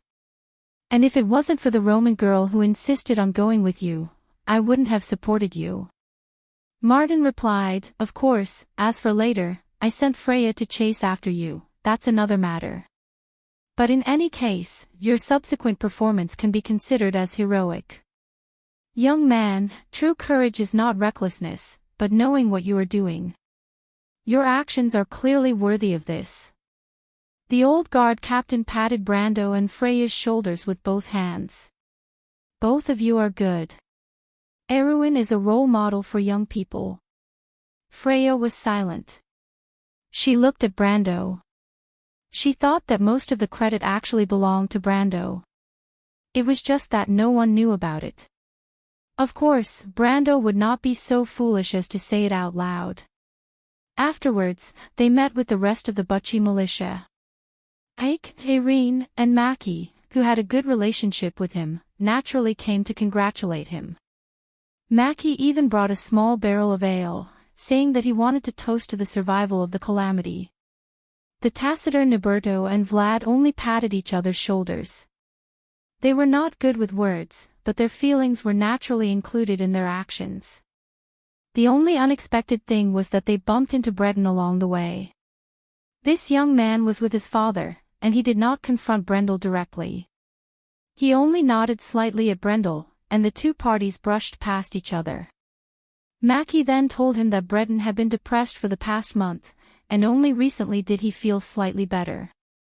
Brando could not help but be silent for a moment after hearing this news. A person who could blame himself for the death of a comrade was not too bad. This confirmed one of his thoughts. When the celebration came to an end, a few young silver-winged cavalry joined in. When Brando saw these young men, he could not help but look at Badham. This meant that his plan to disperse the hatred was quite successful. After all, jealousy was something that humans were born with, and it was unavoidable. However, as long as he kept a low profile, he would still be able to win friends. After the celebration, the old guard Captain Martin came to ask him about the nobles again. This time, Brando purposely asked Freya to stay behind and replied, "Uncle Martin, the truth is that the situation is already clear. The White Mane Army's Knights forces will soon come to contact us. This means that they have already made a decision. But don't worry, this decision has nothing to do with us. We just have to accept the rewards with a clear conscience." "What do you mean?" Martin asked. "The general situation is like this. They need people to become heroes. People like you and Freya who have performed outstandingly, and also came from the guards or the militia, only then can people think of the local army." Brando replied, "And Uncle Martin, you led the Butchie villagers out of the encirclement and sent a message to Fort Vermeer. This matter is easy to explain, because as long as Uncle Martin came from the guards, your contribution would be their contribution. But a group of mercenaries led 1 to 2,000 refugees from Fort Reedon and killed a bloody path out of tens of thousands of undead. It's a little hard to explain. If not, the White Mane Army would become a laughingstock. But on the one hand, these two deeds have already spread to Brags, Anzac and even Dragos, and they have no choice but to admit it. Thus, how to deal with this matter is a very ingenious matter. So that's how it is, we are actually just a cover. Badam suddenly understood. Brando nodded, so the key lies with Freya. Me? Freya was originally lost in her thoughts, but she suddenly woke up. Brando, Martin went silent. Brando's words were very straightforward, but the old man found it hard to accept. Although he knew some of the matters between the nobles, he did not expect a war to be so simple in their eyes. In that case, what was the point of all these people fighting here? Freya, don't answer first, let me finish. Brando looked at the ponytailed girl and said. Freya was stunned, but she nodded. Brando continued, but the Knights group has their own reservations. They don't want to interact with mercenaries because to them, mercenaries are greedy and fight for money. They are not real soldiers. Interacting with these people is a very undignified way of doing things. Badam spat in disdain. Brando looked at him and smiled. Of course, if there is no other choice, they will still send people to contact them in private, hypocrites. Badam rubbed his red beard and replied. You can say that, they are always hypocrites. Or perhaps it's because of his vanity. Brendel replied faintly. Isn't it too short-sighted for the nobles to think this way? Martin still found it hard to believe. After all, he was deeply influenced by the army. He could not believe that the high and mighty nobles would be so shallow and hypocritical. Short-sighted. Brando shook his head. In fact, he knew these nobles better than the soldiers themselves. These nobles were not short-sighted, nor were they stupid. They were even too smart, but of course, they were also selfish and greedy examples. As long as they had power and an army, the nobles could be independent. They did not need to share the burden of the royal family and the lower-class citizens.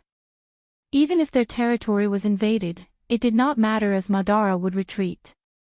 Even if their predictions were wrong, with their wealth, they could live a respectable life in any country in the world. In the end, the ones who would suffer were the lower-class citizens. Since that was the case, the nobles would naturally indulge in the struggle for power. Why not? Brando looked at the people present and continued, this way, among us, Freya would be the most ideal candidate for the White Mane Knights group. At least, with her background as a militia, the commoners would associate her with the military. But, isn't Gasol good enough too? He is the captain of Fortress Reedon's cavalry, isn't he more suitable than me? Freya resisted the urge to tell them about the dragon-subduing tower because Brando strictly forbade them from revealing the identity of the dragon-subduing tower. This would bring them trouble. Brando shook his head, it's the opposite. At least in Fortress Reedon, the cavalry belongs to the nobles. They are just private soldiers. The reason why they were created was to restrict the White Mane Army's swordsmen. Do you think the White Mane Army would be so noble as to create prestige for their enemies? After Brando said that, the people present immediately realized that Freya was indeed the only possible candidate. Even Freya herself was startled for a moment, and kept quiet. P.S. This is the first chapter. When one is unlucky, even drinking cold water would cause one to choke. I even endured the disconnection, but I went to the internet cafe yesterday and left my keys at home. I was forced to stay in the internet cafe for the whole night. It's so cold to sleep in the internet cafe. To be continued. If you want to know the future, please go to www.chidian.com. There are more chapters. Support the author, support the original reading.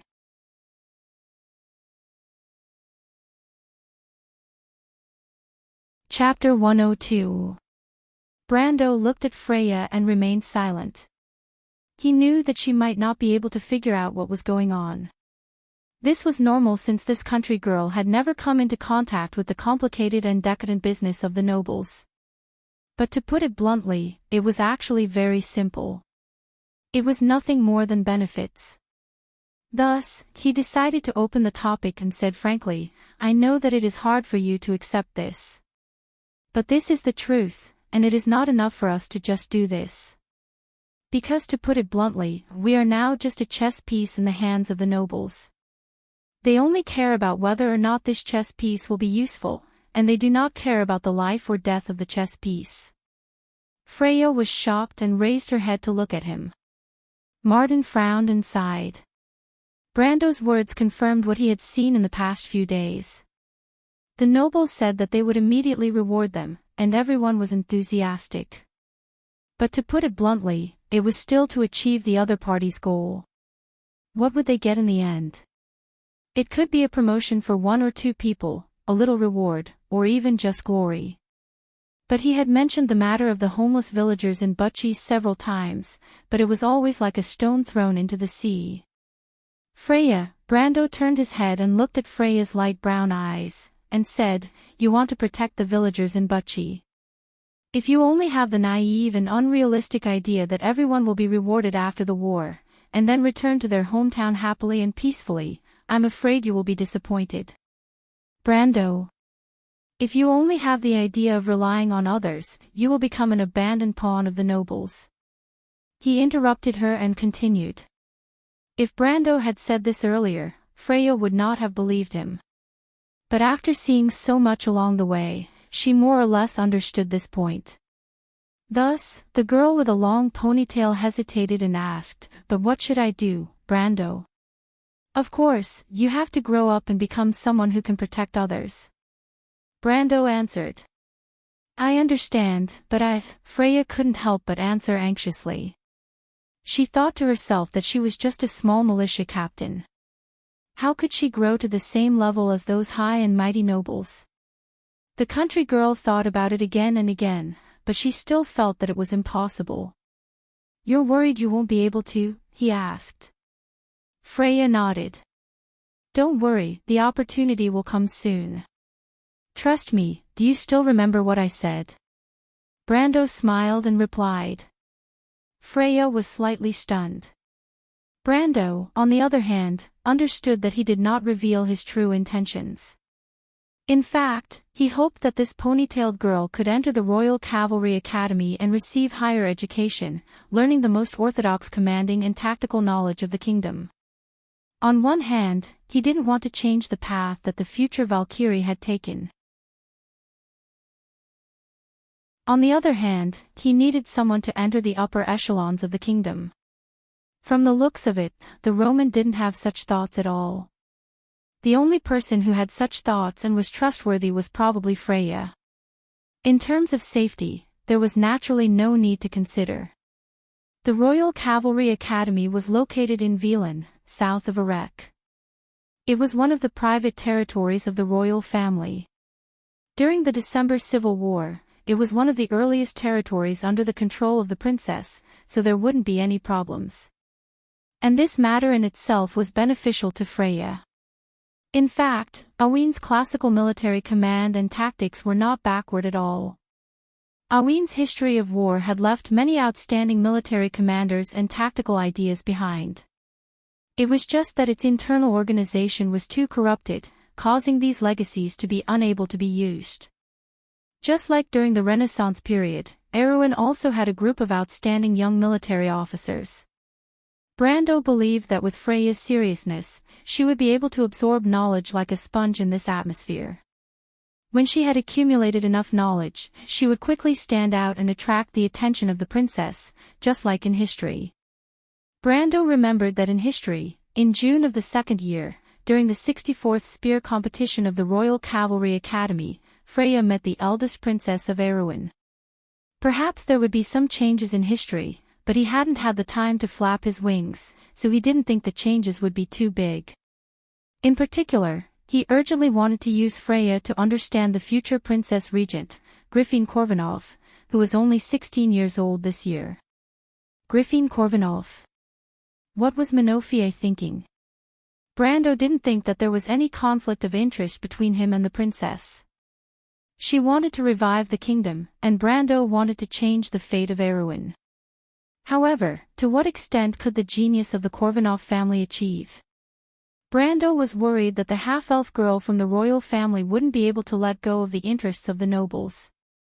Brando, on the other hand, was different. He still held on to the dream left behind from the game.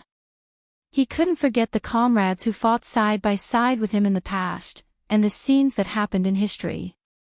Could he watch as Erwin fell into the flames of war? He remembered the day the royal capital of Monsteros was captured. The palaces and cities were set ablaze in flames, and the sky was filled with dark clouds. That day, he and many other players were ordered to retreat from the north. When they looked back at their homeland in the south, many of them cried. Time was too short, and they couldn't change it. Could he watch as Freya fought to the death in the Crimson Canyon of Darer? He remembered that day when all of them were fighting with their lives on the line. He alone had lost more than 7 levels, and there were countless other players who had suffered the same fate as him. But what was the result? Brando looked at Freya, who didn't look at him. The Valkyrie, who looked like a girl next door, was wearing a silver sunflower armor and holding a square flag embroidered with a black pine leaf emblem, which was called the symbol of Erwin's courage. But in the end, they couldn't protect the main flag, and the Valkyrie in the silver armor sacrificed herself in the war. Perhaps she at least fulfilled her promise. She shed her last drop of blood for the sake of this land. It was a pity that Owain was too weak and too old. The 3 legions did not advance, and Kurlut's reinforcements did nothing. On the day of the final battle, other than Freya's own legions, other than the players, there were only the players. 36,000 players who swore to die were just a stone in the way in front of Madara's army. Princess Griffin, known as the Pearl of Corvado and the bright star of Erwin, married Duke Arek, whom she didn't like, for the sake of the kingdom. She was depressed all her life, and in the end, she couldn't escape the conspiracy of all for one and died in a murder. In that world, Erwin was left with only players like them. His former leader, his seniors and seniors. They left the Amber Sword for many years, but every time they talked about the battle in the past at a gathering, everyone couldn't help but be silent and teary. Erwin's spirit no longer existed. Brando looked at Freya, and then looked at the Roman and the old Martin. Could he tolerate this happening again? He shook his head. Perhaps if he didn't know what was going to happen, he could have chosen to escape alone. With what he knew of this world, he might have created a legend. Unfortunately, God sent him to Erwin at the moment of the First War of the Black Rose, and let him know the Roman, Freya, and everyone else in this history. Brando might have understood what kind of mission he had shouldered. If he wanted to change history, he couldn't take into account the interests of some people, and he would wipe out everyone in front of him one by one. But he also understood that there was a voice in his heart telling him, Brando, if you take this path, you may have to face the local nobles who are deeply rooted in Erwin, and even the 5 historically powerful Grand Dukes. Even the proud Princess Regent had to compromise in front of them. You even have to face Madara, which is growing stronger day by day and embarking on the most glorious period in history. Its talented generals are endless. Black Lord Insursta, One-Eyed General Tarkus, Immortal Wayland, Pride of the Black Rose, Ogiest, Imperial Sword Greta, and His Majesty the Emperor with the Mercury Staff. Any one of them is a genius. How can a mere Valkyrie of civilian background stand in the way of history? Even if you join in, what can you do? And in the north, the people of Cruz were also watching everything indifferently. Brando, today's Eagle Empire is no longer the ancient and benevolent cradle of human civilization. The pride of the Highlanders, the 11th son of Grand Tokri the Great, is presiding over a reform of iron and blood. The war machine is playing powerfully, and with the appearance of the Earth slate as an opportunity, the Third Holy War will soon begin. When that time comes, Madara, Cruz, and even the northern countries of Byuga will just be chess pieces on a huge chessboard, fighting for survival. Do you really have the confidence to face all of this? Brando, if you make this choice, Erwin will have to face the entire world.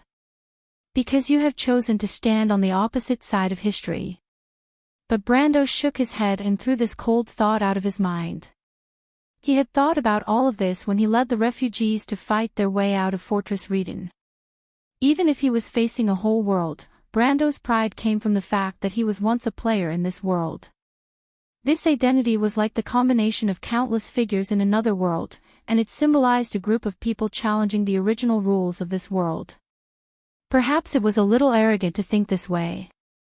But Brando believed that it was not necessary to do it, but to have done it, at least to make up for regrets. So it was not only Freya's choice, but also his choice. That was why he felt that time was tight. He needed to at least have a certain amount of power and authority during this short period of peace between the end of the War of the Black Rose and the beginning of the Civil War in December. Any way to rise up in this rotten system was unreliable, and he did not have the time. In this chaotic world, the only way to quickly regain the power of a chess player was to obtain territory and an army. He did have a plan. In the West, in the Dusty Kingdom. P.S. This is the second chapter, there is another chapter before it. Because it was inconvenient to disconnect from the internet, it was released at the same time. Internet cafes are really not good places, they always smell of smoke. To be continued, if you want to know the future, please go to www.chidian.com. There are more chapters, support the author, support the original reading.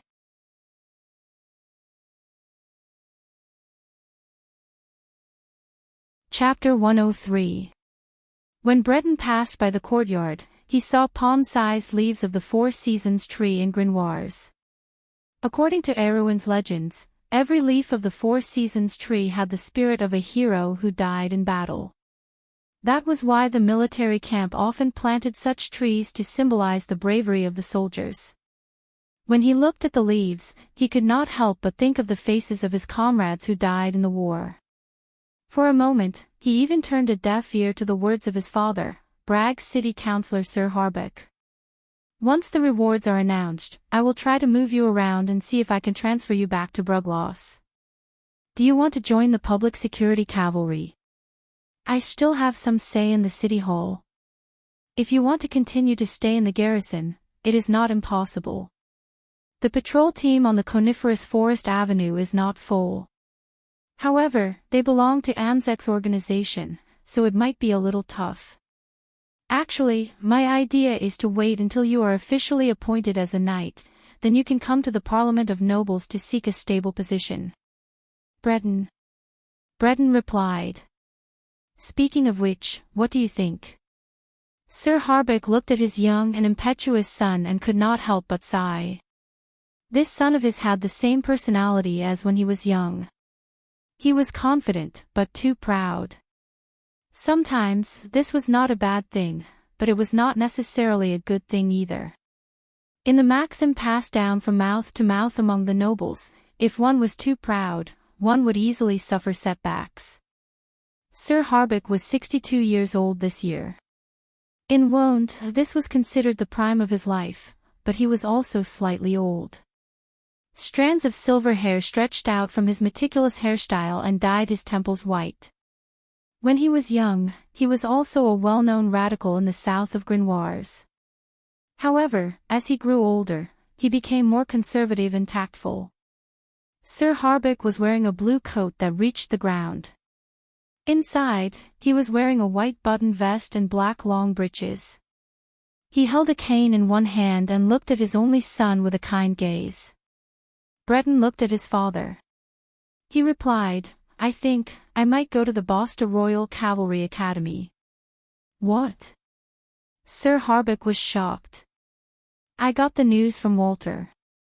There are 4 spots in total. The guards might nominate me, and the White Mane Army might also have thoughts about it, but father, please don't go to the nobles to discuss this matter. Breton replied. Walter was the deputy commander of the Silver-Winged Cavalry. He was only 23 years old this year, and was only able to obtain his position because of his father's protection. They were close friends. The news is really tightly sealed. There's no news from the Parliament of Nobles at all. However, such an award shouldn't be given by the royal family. Did something happen? Sir Harbeck asked with a frown. It's hard to say, but I've made up my mind. Breton replied. That's good too, I'll learn more. However, you have to remember that the Wakefield family's political views have always been biased towards the local area. When you arrive at the Royal Academy, don't clash with the royal faction. Of course, you also don't have to be overly worried about them. Sir Harbeck thought for a moment and changed his decision at the last minute. Breton looked towards the courtyard and replied, Who would care about a small fish? I don't like what you're saying. Everyone in the Wakefield family is a hero. Your grandfather was the chairman of the Parliament of Nobles in Braggs. When I was young, I was also famous in the southern part of Grenoires. You are my son, so of course you won't be inferior to them. Sir Harbeck reprimanded. Breton remained expressionless. However, the father and son suddenly stopped talking as they saw a young man walking towards them. He wore a dark blue military uniform with a 32-year-old cavalry sword on his belt. His long silver hair reached his shoulders, and he pursed his lips. There was a feminine beauty to his face. Sergeant Terst. Viscount Terst. Sir Harbeck hurriedly pulled his son to the side and greeted him. The man who was called Terst was startled. He raised his head and looked at the old man and the young man with his amethyst-like eyes. He nodded and was about to pass. However, when his gaze landed on Breton, he suddenly stopped and smiled. He then walked past them and continued on his way. Strange. Sir Harbeck muttered to himself as he watched the young man walk away. What's the matter? Breton asked. Isn't that kid the Duke's illegitimate son? He has always been arrogant. Why does he seem a little strange today? Sir Harbeck replied. Breton turned around and looked at the young man's back. He did not reply, but when he turned around again, he seemed to be deep in thought. When Terst pushed open the door to the Silver-Winged Cavalry's command post, the commander of the Silver-Winged Cavalry, Viscount Majeska, was staring blankly outside the window. This middle-aged man with a head full of white hair heard the door open and turned around. When he saw Terst, he relaxed. He took out his pipe and pointed to a seat for the man. He smiled and said, You didn't come very quickly, Sergeant. Because I had to chase away those troublemakers. The silver-haired man smiled and sat down. Just like the rumors said, Terst was the illegitimate son of the Duke of Grenoires. However, his mother was from the Sioux clan, a legendary lost silver folk. Because of this, he believed that the blood of the silver folk flowed in his veins. However, unlike the young man's cold and arrogant personality, Terst had a shrewd side. Otherwise, he would not have become one of the core members of All for One. However, this layer of relationship was not something that only the two of them knew. So you saw those people? Majeska asked. Terst nodded. The young man leaned back slightly and replied in a calm manner, A young man and that red-bearded Badam. They are small fries in the lower ranks of the iron-ranked. There is nothing noteworthy about them. However, it is a pleasant surprise that there is a Butchie militia among them. Commander, I don't think I need to say more. You must have received the news earlier than me, right? Majeska put down his pipe. That girl is called Freya. She is one of the 4 candidates. What do you think? Interesting. Terst laughed. Are you going to tell me that she is the illegitimate daughter of one of the higher-ups? That's enough. What does that have to do with us? Majeska replied, but if that is the case, then we will be able to rule out any suspicions. The one who killed Thor was a person, so he should be at least an iron-ranked or even a silver-ranked warrior. I wonder what that copper dragon Reto is like. The commander of the silver-winged cavalry sat down and replied casually, I heard that the Silver Pigeons faction was furious about this. They accused us of not appointing a silver-ranked or gold-ranked swordsman for that fool. The young man sneered, it's just a substitute. It won't be too late to talk about it after we replace the famous Wolf Knight. The organization doesn't need trash. In fact, I've always suspected that Oberway might have noticed something was amiss that night. Majeska nodded. Also, my men received news when they were investigating the refugees that night. There was a commotion in Fortress Reden that night, and the location should be around the Parliament of Nobles. But as for what happened that night, only the nobles would know. Tersch shrugged, it's a pity that those idiots lost their lives without leaving a single one behind. Majeska asked, what do you think Luke Besson would know? Even if that tiger knew, he wouldn't say anything. He's not on our side. Tersch said with a double meaning. Indeed, no matter if it's the White Mane Army or us, that bastard is an anomaly. Majeska replied. So what do you plan to do? Aren't you in charge of this internally? Why are you asking me what to do? Sergeant Major, isn't this a little against the rules? The commander was startled and laughed. Tersch shook his head, no, you're in charge of it now. I'm here to hand over the relevant matters and to ask for leave as a Sergeant Major of the White Mane Army. What's wrong? There's news of the Lionheart. Majeska was startled, that's fast. How did they get the news? Tersch smiled and did not reply. After leaving Freya at the Silver-Winged Cavalry camp, Brando went to Braggs's Lagenbund market to meet Tamar, who had been waiting for a long time. This future master alchemist probably didn't expect that he was one of the most influential figures in Madara's history. But at this time, he was wearing a strange checkered robe and standing under the scorching sun of June and July. When he saw Brando, he still showed a respectful expression. My lord, the things you asked for are ready. Tamar carried a heavy backpack and pulled his son along as he respectfully stood beside Brando. His respect was not because Brando was a noble, but because he was his savior. But his son was not as reserved as him. Instead, he looked at Brando with a face full of admiration. There were not many children who didn't worship this knight. You managed to buy it. Brando was surprised. He didn't expect that Braggs would be able to buy authentic elven alchemy utensils in the market. He asked Tamar to take a look, but it was just a casual suggestion. After all, the refined alchemy utensils produced by the merchants in the free port of Ampere Seal could also be used.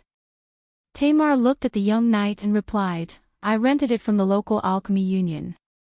They asked for 2,000 tor. The future alchemist said so, but he couldn't help but complain in his heart. Normal alchemy did not require such good conditions.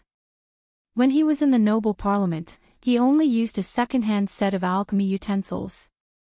This knight was good at everything, but he spent too much money. Brando slapped his forehead. He actually forgot about this.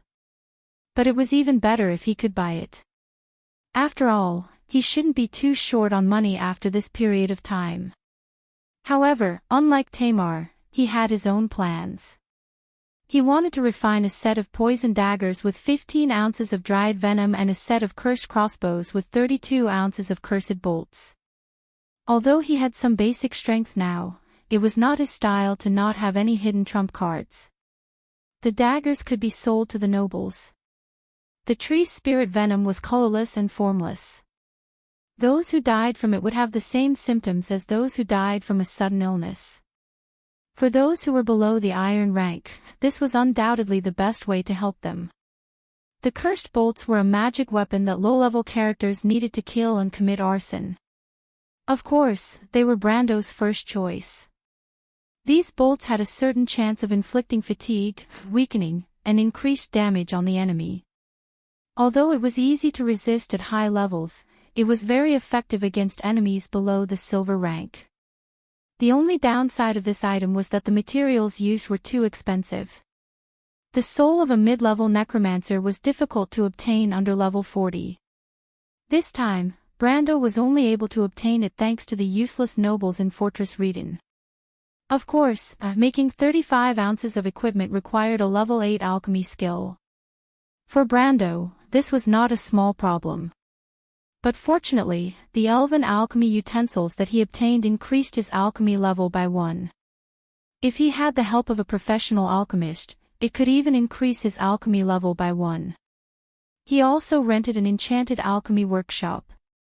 He had just reached level 8, so it should be enough. P.S. My stomach is so bloated that I can't sleep. I haven't eaten for 2 days.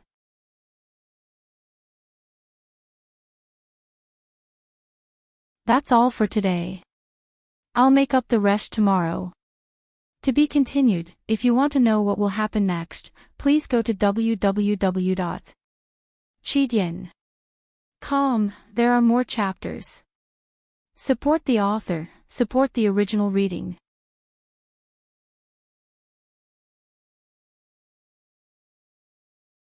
Chapter 104. Brendel lined up the 11 daggers that looked like handicrafts, and then used a silver hammer to break the tree crystal from the rotten beast's body and melt it into the alchemy liquid. Then he turned back and said, "Let's go.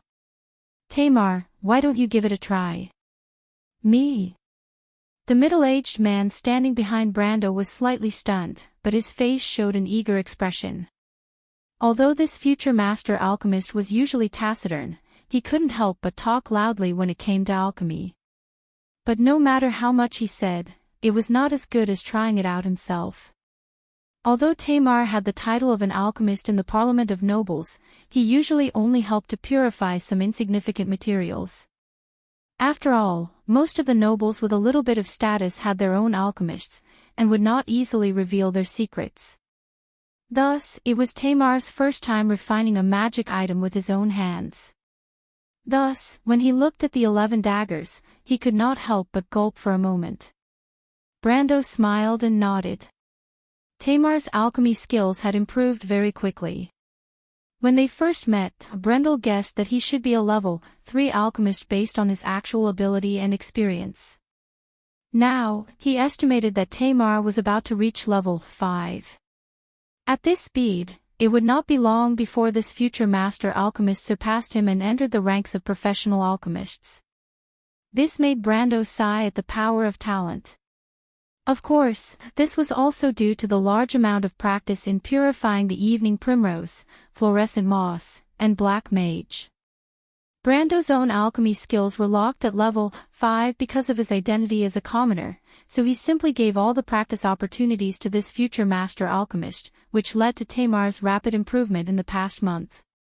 But this master alchemist seemed to be unaware of his own talent, so when Brando expressed his intention to recruit him, Tamar gladly agreed out of gratitude for saving his life and recognizing his talent. He even took the initiative to reduce the commission by a large amount. Brando had originally proposed 30,000 years of annuity, but this future master alchemist only wanted a symbolic sixth of it. Hiring a master alchemist with 5,000 years worth of annuity, even a retainer would cost more than that. However, Brando wasn't worried.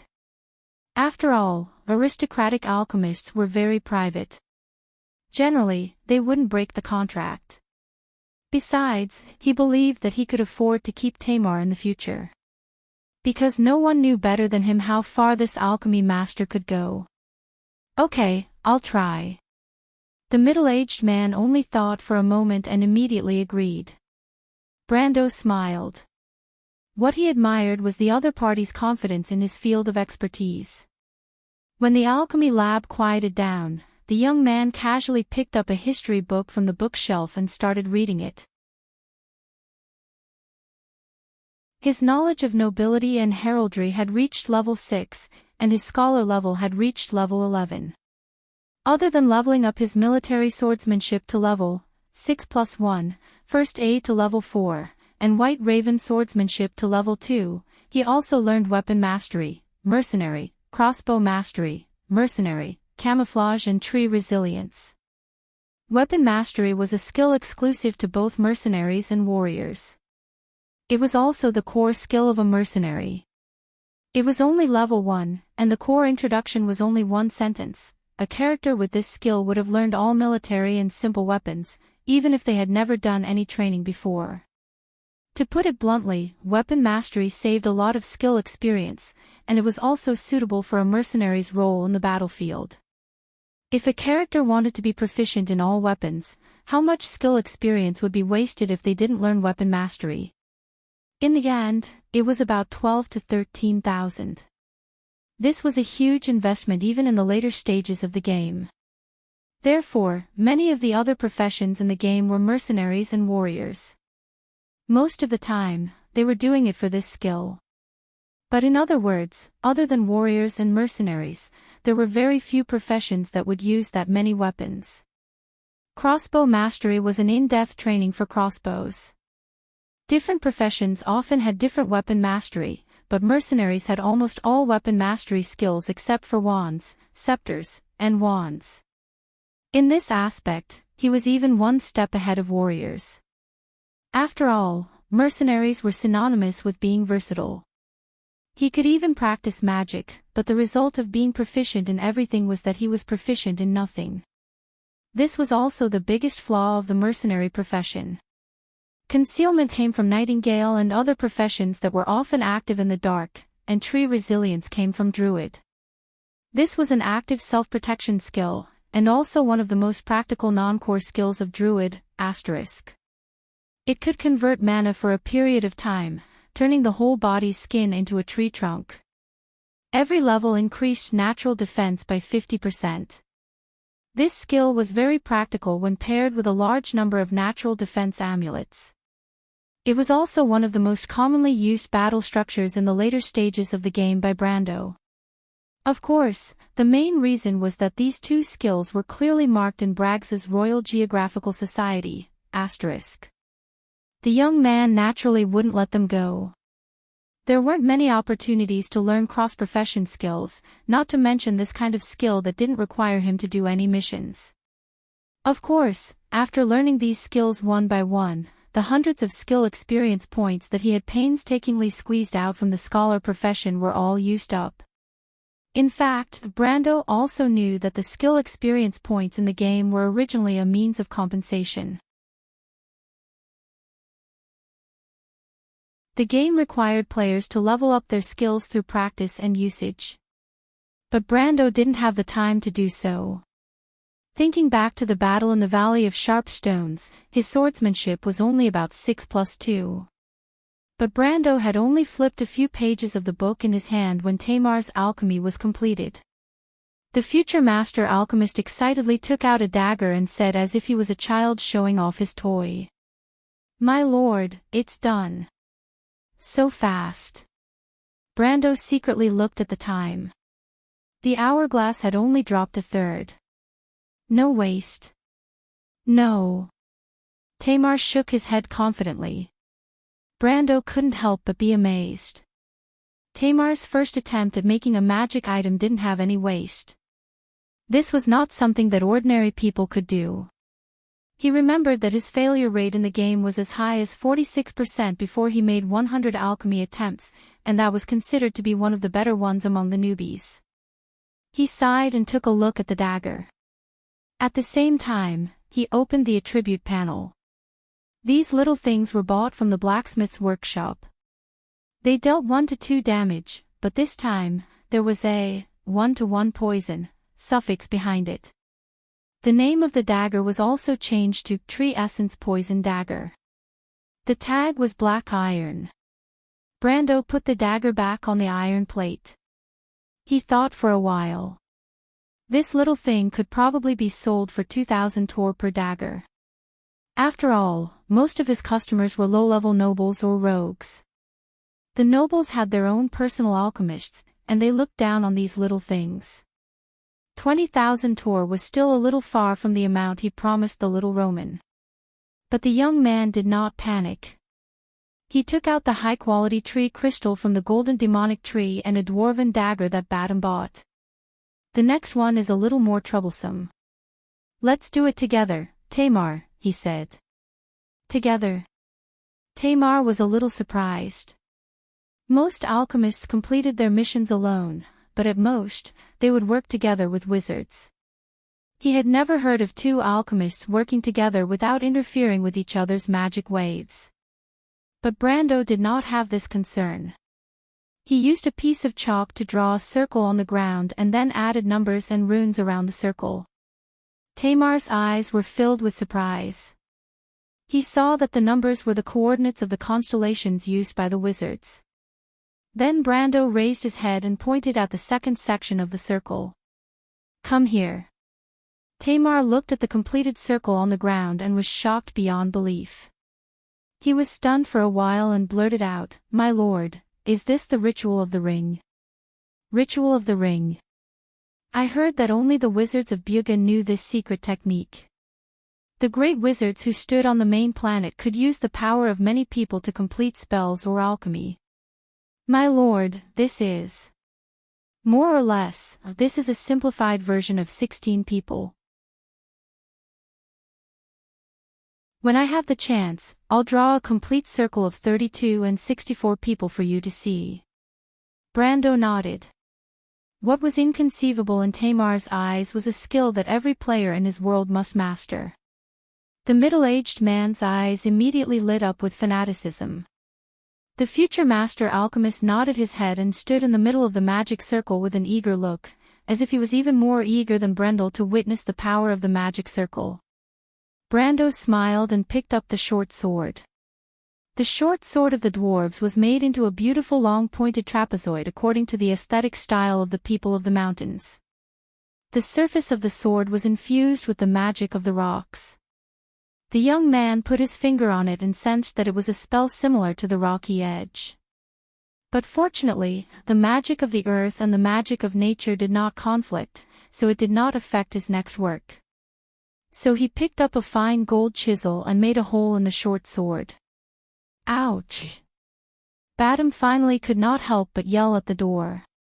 What the hell are you yelling for, Badam? Brendel's hand almost trembled from the shock. If it was not for the fact that he was skilled in martial arts, the sword that added 1,500 tor would have been scrapped. At this time, Brando did not have the money to buy another one. The red-bearded mercenary knew that he almost got into trouble, so he did not answer. However, his heart was bleeding. Ordinary craftsmen would be heartbroken if they saw this knight destroying the work of the dwarven ironsmith, right? Unfortunately, Brando did not have this awareness. He picked up the chisel and hammered it again. This time, Badam's heart was pounding. But Brando ignored him. He picked up the sword, inserted the crystal of the golden demonic tree into the hole, and then nodded to Tamar. The two began to draw runes on the two sides of the short sword. About half an hour later, a brand new magic weapon appeared in front of the three of them. Brando picked up the pointed sword. The golden earth runes and the green nature runes reflected each other. But more importantly, its attribute was changed to 3-4 attack, 3-3 poison. This meant that the lethality of this sword was comparable to the Thorn of Light. Of course, other than the fact that it was not as sharp, there was also the fact that it did not have any additional magic attribute. But just this sword alone was enough to be labeled as a brass-grade weapon. It would not be a problem to sell it for 100,000 in the underground black market. Because no matter if it was a noble, an adventurer, or a mercenary, they would not mind having a good sword. Even some knight who was not bound by the rules of the world would not be an exception. Brendel looked at the sword and wiped the sweat off his forehead. This was the first time in this world that he had crafted a magic equipment that was above 15 OZ. 14 layers of runes almost made him collapse, but the rewards were still plentiful. Not to mention that the sword was perfect beyond his imagination, he even felt that his alchemy skills were showing signs of a breakthrough. Brando was almost certain that once he obtained the identity of a noble knight, his alchemy skills would immediately break through the current level and reach a 5+1. He looked up at Tamar and saw that this future master alchemist still had an unsatisfied look on his face. Tamar's eyes were shining as he said, "My lord, I think I have figured out some things. If there are no accidents, it is only a matter of time before I master a higher level of runes and magic circles, a professional alchemist." Brando was overjoyed. It seemed that he would have to add a professional alchemist to his team. For non-players, level 5 was a bottleneck. Once they broke through level 5, they would be able to reach level 10 in alchemy. Once they reached level 10, they would be able to create dragon-slaying arrows, 40 ounces. This was good news. P.S. I've been fooled by some idiots in LK again. Some idiots always use the most malicious words to speculate about others. What I want to say is, since you hate me so much, you shouldn't read my book. I don't want to disgust your discerning eyes. Seeing that she was reading my book while scolding me, I couldn't help but feel sad. Could it be that she was the legendary M, a natural bottom? Her Buddhist name was not masochistic, not comfortable skiver. The word count is about to exceed the limit, so I'll continue to talk to everyone in the next chapter. You're tuning into the LoveLore Library YouTube channel. We're so grateful for your support, and don't forget to subscribe to join us on this incredible journey through captivating stories. Your generosity through donations truly makes a world of difference, as it's the primary source of revenue that allows me to expand and enhance this channel for you. Thank you from the bottom of my heart for being a part of this adventure.